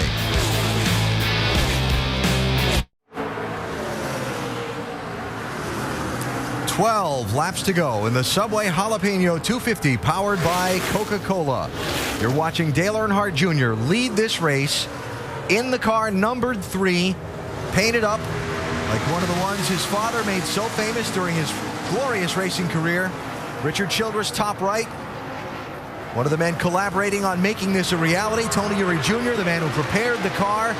And Dale Earnhardt Jr. behind the wheel, try to see if he can stay out in front of this very talented group of guys behind him and bring that 3 car home to victory tonight here at the World Center of Racing. I like his chances, but I'm looking back behind this group, and we talked about how those groups separated. Brad Keselowski's leading this second group back up through there. Been the last few laps about a half a second faster than Junior, so they're going to get there. It looks like. Yeah, and they're going to get a chance too, because at some point in time, the 18 and the 20 are going to try to get by. Kevin Harvick's going to also probably try to get out and try to do what he can to win this race. So that's going to allow them once these guys get side by side. Clint Boyer and Ricky Stenhouse Jr., 5th and 6th, tucked up tightly together. You mentioned what a nice job Stenhouse has done tonight. Yeah, he really has. He qualified well. He drove his car smart through the first part of this race, and now he's got himself up here with a chance to get a top 5 finish. We've documented the troubles that he's had, but this is a great night for him. One thing you got to do too is give him credit for knowing how he needed this car to handle and getting it set up for the race and having a good handling race car, because that's what's kept him up there. Doc? Exactly, Andy. They made major adjustments on that first stop with track bar and wedge and air pressure. But he told him, he said the car is now good in, a little bit free coming off, and they said just drive it and be comfortable. He told me before the race that his run at Loudon last week had given him so much confidence, and that's what made the difference in qualifying today when he qualified 6th and now trying to hang on and maybe, just maybe, get his first top 5 finish of 2010. Doc, interestingly enough, in a news conference earlier today here at the Speedway, NASCAR Chairman and CEO Brian France said that changes may be coming to this nationwide series to ensure that seats remain available for young drivers and new teams like Stenhouse, a young talent trying to build his way up the racing ladder. It's always a balance, though, between having all these Cup stars and great race car drivers in the series for the young guys to learn from and having enough available seats. Jeremy Clements has been coasting on the apron. It looks like he's going to make it back around to pit road. Yeah, he is. That's him there rolling in. So we stay under the green flag. 29 cars on the lead lap, 9 laps to go, Dave. And Alan, when you think about the paint scheme on this 3-car and why Junior chose it with the entities that all agreed to doing this over all the others he had the options on, it's interesting to hear his answer on that. We talked to him in qualifying today. He was a little bit jealous when Martin Truex got to use it in 2004 on his way to his first of 2 nationwide championships. It was his favorite paint scheme that his dad ran growing up. And even recently, he's used it to design his own cars when he races online. He said, I wanted to make sure that if I ran this 3 one last time, that it was going to be in this paint scheme, the one that was my favorite whenever my dad drove it. Running this car tonight, the collaboration between Teresa Earnhardt, Richard Childress, and Dale Earnhardt Jr. And right now, I can tell you just from watching the fans on the property earlier today, there are a lot of Wrangler yellow and blue 3 shirts in this grandstand. If he's able to hold off this snarling pack of drivers, it's going to be an awfully loud ovation. Yeah, you see, it's just a 4-car pack right there, but now Keselowski has got up to Stenhouse, and he's been catching this group 3, 4, 5 tenths a lap. I think he's going to get right to him, it looks like, at the end of the race. Yeah, Ricky Stenhouse did a nice job there. He saw the 22 coming. He pulled out to get around the 21 and used Brad Keselowski's push to get himself up in the 5th spot. And they do continue to catch this lead group. Of Brad Keselowski's victories this year, 2 of them have come on last lap passes. One of those at what many consider to be the sister track to this Daytona Speedway, Talladega. Well, they're going to have a lot of momentum coming right here about the right time. They're going to have to find something to do with it now. They need to be making plans because they are going to have, a few miles an hour faster than the leaders are running. Yeah, the only problem that Brad's going to have is he has nobody pushing him right there. So he's going to have to make a decision when he gets up there. Is he going to continue to follow this 6, even though he doesn't have a lot of experience here, or is he going to try to do something on his own? Can I answer that? Yeah. No, he's not going to keep following him. 6 laps to go. Yeah, they were about 4 tenths of a second faster once again. Those 2 cars catching this group of 4. Okay, it's gone. Brad Keselowski is a fast race car. Mike? Guys, when you look at Brad Keselowski's resume, a couple of things that stand out, and that would be his Cup Series win at Talladega and, of course, the Nationwide Series win there earlier this year. Obviously, this style of racing suits him. So I had a conversation with his crew chief, Paul Wolf, this weekend. He said part of it's instinctual, but part of it is the fact that he works at it so hard. He studies videotapes. He knows exactly where he wants to be. He puts himself in simulated situations so that he knows where he wants to be at this stage of the race. He studies this style of racing, and the homework could be paying off. He's running toward the front, but only a few laps to go, guys. And behind them, Ryan Newman and Carl Edwards hooked up. Yeah. These fans are standing. They're excited for Junior. Oh, yeah. They see the 6 and the 22 coming. Did you see his hands working the wheel there? He had his hands full. Lap ago, we heard on it was Kyle Busch's radio. Here we go. Here goes Keselowski now around Stenhouse. Kyle had something on the grill, apparently. We heard from his spotter saying, okay, it's gone. That was that move we saw out of traffic. And Paul Menard again. Yeah, another right front tire down on this 98 car. Still under green. Not anymore. Caution's out for debris from the 98 car with 5, now 4 laps to go. Oh, my. Oh, my. Well, you had to know when you saw that tire that there was going to be debris. Oh, yeah, it's everywhere. Yeah. Yeah, no choice but to throw the yellow right there. And there it went. Man, you can see that tire pop. Same spot on the racetrack, too.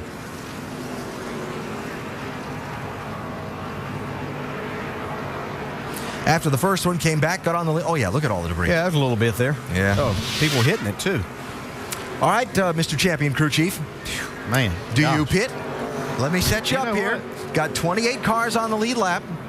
You're probably looking at, if not a green-white checker finish, a very short run. Yeah. Oh, my goodness. Let me tell you, Andy, before you answer, that I did see a crew chief yesterday and was talking to him. He said that even with 5 laps to go, that tires were going to be so important with these cars, with the way they drive, that they were going to have to come get tires. Yeah, and you see all the debris, too. That's going to probably make my decision to come get the 4 tires. If I was on the fence after driving through all this debris field, I would really want tires, but man, that's such a tough decision. And so I'm figuring that with the amount of time it's going to take to clean up all that debris, we are probably looking at a green-white checker. Yes, more than likely. The thing is, I'm looking at the lap times, and they were still running, very fast lap times, which tells me they were on the throttle pretty good. So it'll be tough. And I will say you'll see some cars stay out right here, but you're going to see some pit stops as well. Again, 28 cars on the lead lap. Here comes the field. Pit road is open. Now we find out. And Harvick looks. Kyle Busch takes it and brings a bunch of cars with him. Yes. 6 staying out at least at the front, Doc. And originally, Kyle was going to follow the leader and do only what the leader did. In fact, Jason Reckler said, if you come, we're going to go 2. And Kyle called it off, said, no, I want 4 tires if I come, and I may just come. So he did 4 tires, no changes. Let's go down to Mike. And Ryan Newman also on pit road looking for some fresh rubber. Right side onlys for the 1 car. Carl Edwards on pit road. Justin Allgaier getting that back panel repaired as best they can. I have 9 cars not stopping on this, and included Dale Earnhardt Jr., Kevin Harvick, Joey Logano, and Brad Keselowski. Oh, what a finish this is going to be. Yes, sir. Setting up for a green-white checker finish to the Subway Jalapeno 250. You're looking at the top 5 as they run. None of those drivers pitted under this late caution flag. The yellow does give Tony Raines the Aaron's Lucky Dog free pass. He was the first driver a lap down, and he'll rejoin the fray. Tony in 27th position and now on the lead lap. In-race reporter Kevin Harvick's one of the guys who decided not to pit, DJ. Kevin Harvick, Dale Jarrett, you have a copy? Forward, Dale. Well, we're towards the end of this race. First impressions of the new car. It's been a heck of a race. They are fun to drive. They're definitely not easy to drive, but I think that's what makes it fun. It's been a fun race to be a part of so far, and hopefully we can have a good finish here. Well, now you're following that blue and yellow number 3. Are you just kind of playing a cat and mouse game with him? Do you know when you're going to try to make your move? Really like to see a Chevrolet win, whether it's us or the 21 or the 3. But we're going to get split up right here on this restart, so we'll see what happens. Okay, Kevin, good luck. Guys. I say whatever plan he had for making that move changed when that yellow flew. 1 lap to go. We just heard from Kevin Harvick, who did not pit under the yellow. Let's hear from Kyle Busch's team. They called him in from 3rd, Doc. Yeah, Jason Ratcliffe, you left it up to your driver to stay out or come in. He chose to pit. Why? I think for several reasons. You could see it. Everybody was just lined up. You had what you had. And, without the track position, I think he felt like he needed a little bit of an advantage, and tires would give him that if he's going to win it. Otherwise, we were just going to be stuck there with the top 5 maybe. So I think it's a good call. We could get multiple, green-white checkers right here. And if we do, I think he's going to, look like a hero. And tires are worth a lot. I mean, the rest of these other guys have over 20 laps on their tires. So it's going to be exciting. All right, Kyle Busch rolling the dice. Dave. The 3 cars stayed out. Pros and cons in that. Tony Eury Jr., what were the pros for staying out? I mean, you got track position here, 2 laps to go. Thing you got to do really is make it back around here to the white, and if something happens, it's over. So, our car's been better on the long run than it has on the short run. So, we just took the track position. We'll see if he can hang him off and see what we can do. Good on those old tires. And Junior did request to the 20 team, have Joey push me really well, but don't spin me out. Yeah. All right, so to reset it for you, the top 8 drivers did not pit for tires. You're looking back through that at the top of the screen. Sorensen's dropping back, pitted too soon. You got Newman and Steve Wallace and Steve Arpin in the 166 and 7 that just changed 2 tires. Then Kyle Busch. By the time Sorensen drops back, he's going to be 12th for the restart for the green-white checker. Last 5 July Daytona races ended with a green-white checker, keeping the trend going tonight. Let's also mention the rules for the green-white checker. Once the leader has taken the white flag, if the caution waves at any point after that, the race is over. If the caution comes out before the leader takes the white flag on the track, then we'll try it again. Up to 3 times. Pace car off. Earnhardt, Harvick, Logano, Keselowski, Stenhouse, Sachs, green flag. Junior wanted to push, and he got it right from the very beginning. Man, Joey Logano was all over him.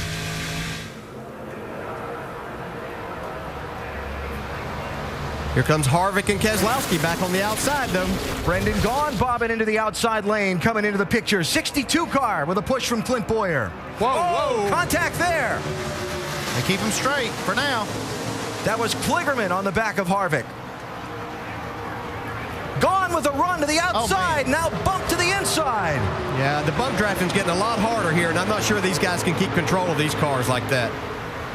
Meanwhile, Earnhardt Jr. and Logano have shot out ahead of the pack. If they get to the white flag before a caution flag, then the race is in its last lap. Looks like they're going to do that. White flag in the air. White flag at Daytona.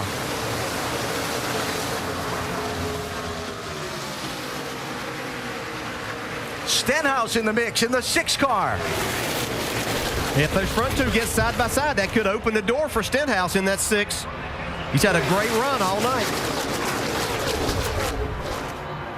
Kyle Busch still bottled up back in traffic. He's 11th. It's like Logano might be waiting until turn 4 here. He's getting a run right now. Stenhouse pushing. Here goes Keselowski. Got a wreck in a 3. Keep digging. Keep coming. There is a car in the wall behind them. Here they come to the checkered flag. You got it, man. And Earnhardt is going to drive a number 3 car to victory lane at Daytona again. Dale Earnhardt Jr. wins.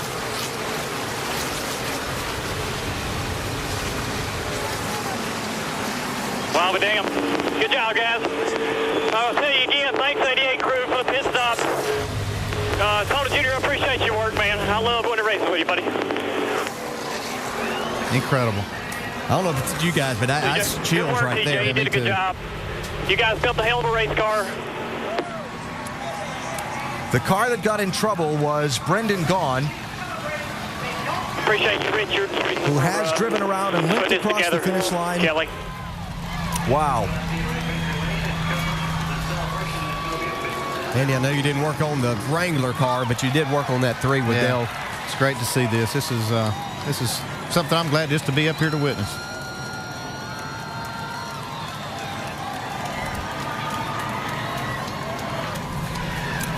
The emotion from Tony Eury Jr. after his car took the checkered flag. Mike? And Tony Eury Jr. collecting his thoughts right now, wiping a tear from your eye. What does this mean?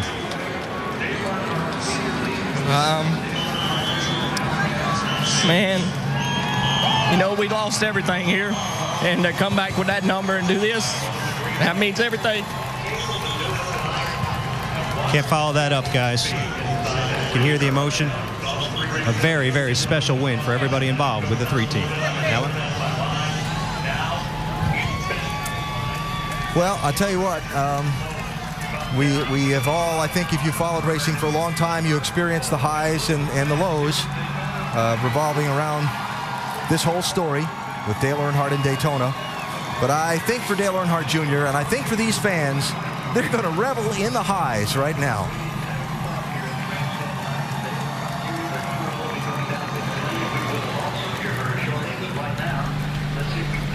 This is something Junior needed too.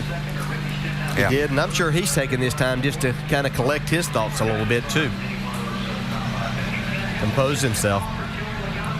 He applied the pressure to himself by wanting to do this, and then went out and took all the energy from everything there and drove this car to victory tonight.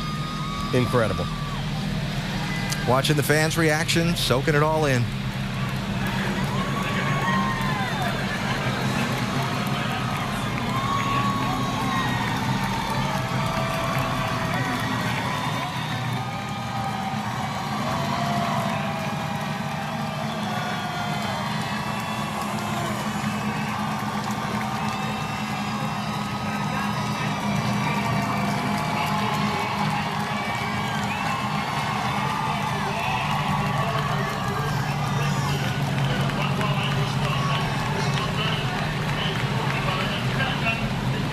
Can only guess what's going through his mind right now.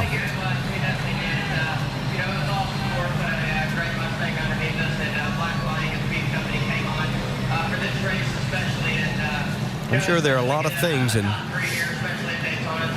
if A lot of talk about whether the 3 should be run and shouldn't, and if there was anybody deserving to do it, it was certainly Dale Earnhardt Jr. And his father would be extremely proud in a lot of ways. He picked the paint job.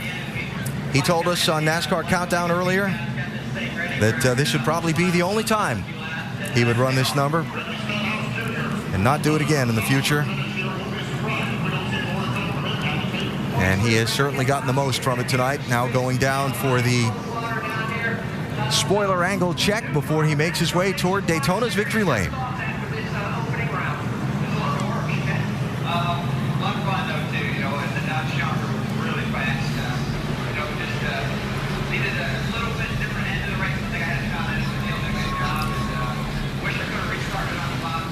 And all clear, and on he goes. And as I say again, I can only imagine the thoughts that are going through his mind on that cool-down lap. And while he drove around, his crew all waiting for him.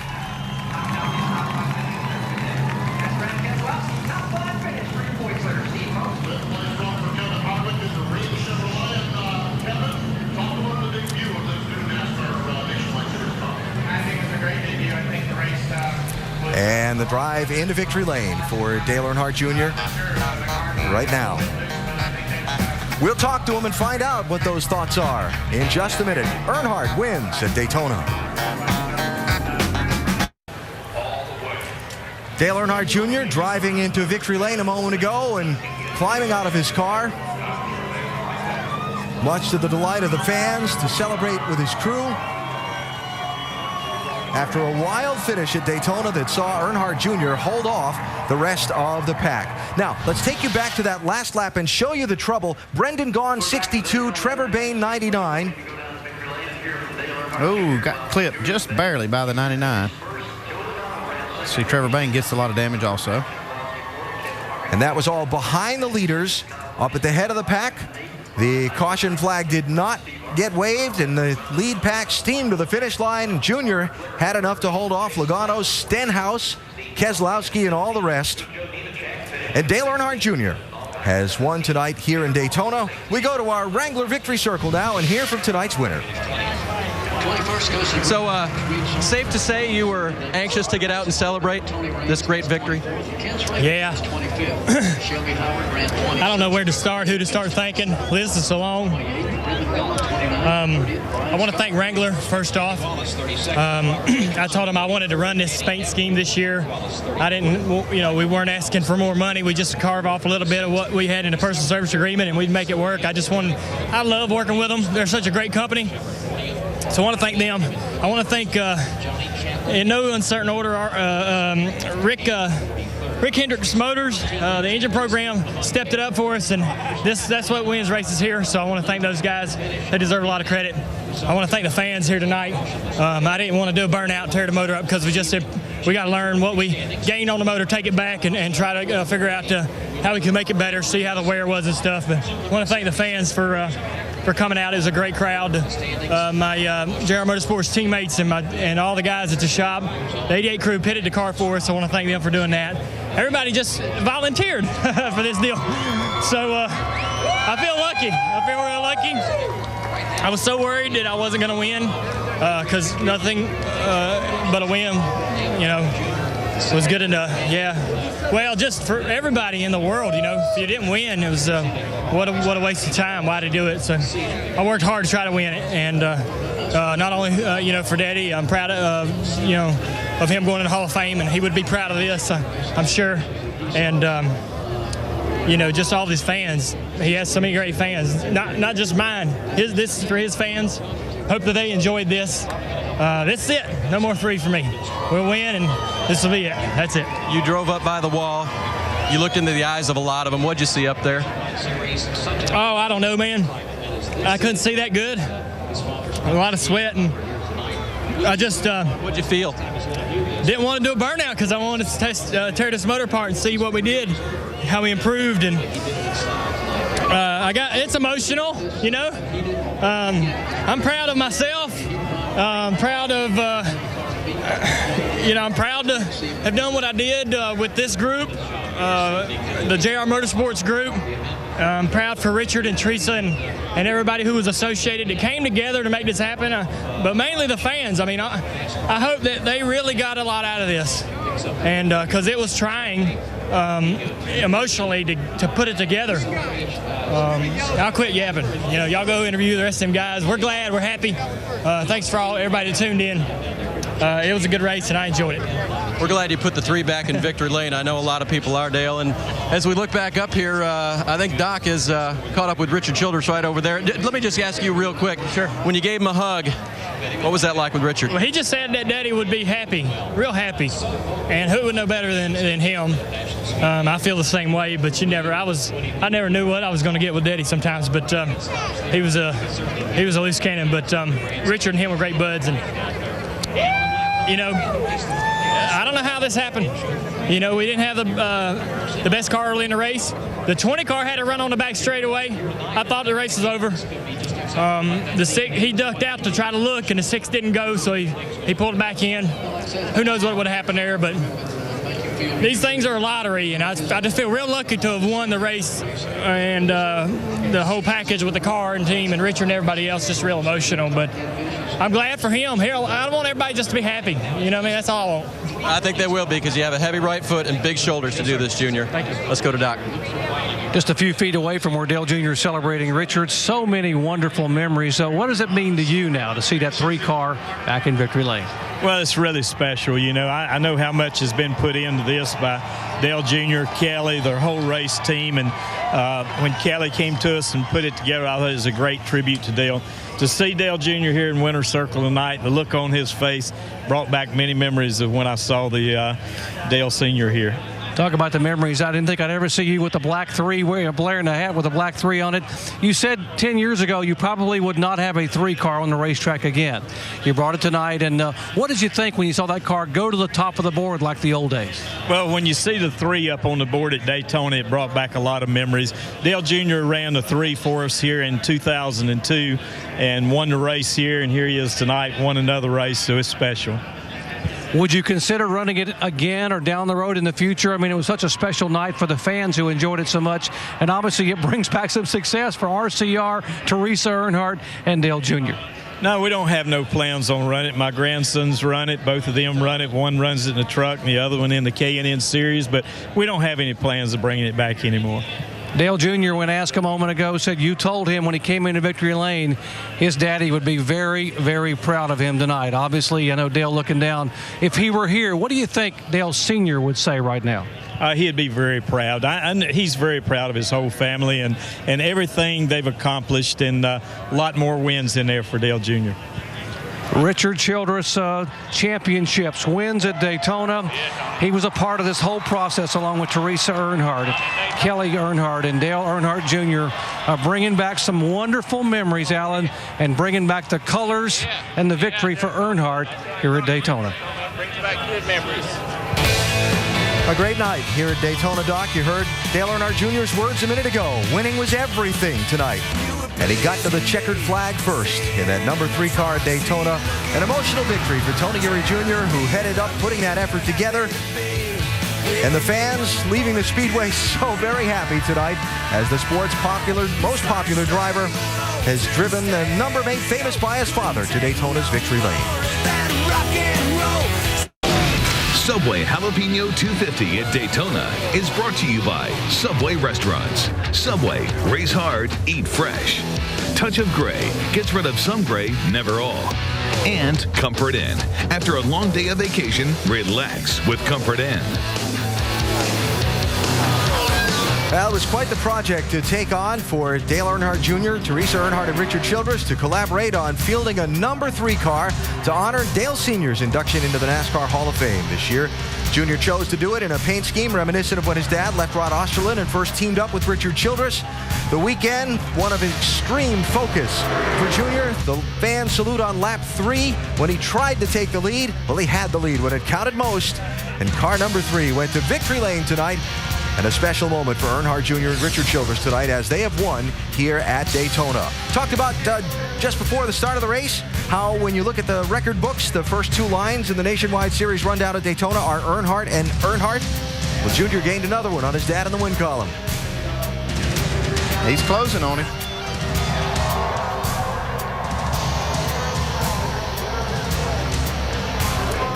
Moment of acknowledgement to the fans on the window of the car just a moment ago. And so Dale Earnhardt Jr. with that number 3 atop the scoring pylon tonight. Now, that's the big story. Let's talk about some of the other headline makers tonight. Shannon is with Joey Logano. Well, if you have to finish second at Daytona, probably the best person you want to finish second to is that number 3 car. Joey Logano, everyone was holding their breath on that last lap. What was it like for you? Man, I was trying to win it. I'm not going to lie. I was trying as hard as I can, and I had a good restart and pushed a 3 way out there. And I said, all right, this is going to be good. When the 6 gets back to me, I'm going to have something to be able to pass him here. And, my whole plan was to get him into 3, get the run down the back straightaways. That's where I was gaining my biggest run throughout the whole day. And get him into the turn and side draft him and try to win the race that way. And the 6 was coming to me, he got to me. I was like, all right, here we go. And I started peaking high just so he knew it. And then I saw him peaking low. So I was like, he's not going to go with me, I don't think, here. So, I felt like I was going to get hung out. So I went back to the bottom. And when I went back to the bottom, I shoved the 3 out. So I guess the good news is I probably gained a lot of fans by getting the 3 back in victory lane, which is pretty cool to see the 3 back in victory lane, by the way. But I wanted to get the Sport Clips Toyota in victory lanes. I thought that'd be cooler for me. But, it's cool, but, I want to win races. Second doesn't mean much to me in a nationwide car, so I want to have trophies. Joey Logano definitely wants to get to victory lane, but pretty cool to push that 3 there. Mike? And your championship leader, Brad Keselowski, very much in the thick of things at the end of this race. It came down to restart. You were on old tires. What was that like? Well, the tires are just worn out, and Kevin was spinning his tires, Dale was spinning tires, and you just don't want to run into each other and cause a big wreck and, ruin our day. So came with a solid finish. I feel like we had one of the best cars and just didn't quite catch the right brakes, but really proud of everybody at Penske Racing. They've been working hard and building this new car. Has got all these guys on overtime, and they busted their butt and gave me one of the best cars. So, kudos to them, and congratulations to Dale. He's a good friend of mine, so glad to see him back in victory lane. And kudos to Brad Keselowski. His championship point lead now 277 markers, the largest lead he's had all year, Alan. A gain of 30 on the night at Daytona as we look at the standings. Talked about whether Brad would yard Carl Edwards or Carl would gain a chunk of ground. Well, kind of a standoff, which doesn't do anything good for Carl's championship hopes at this point in the season. More post-race from Daytona in just a minute.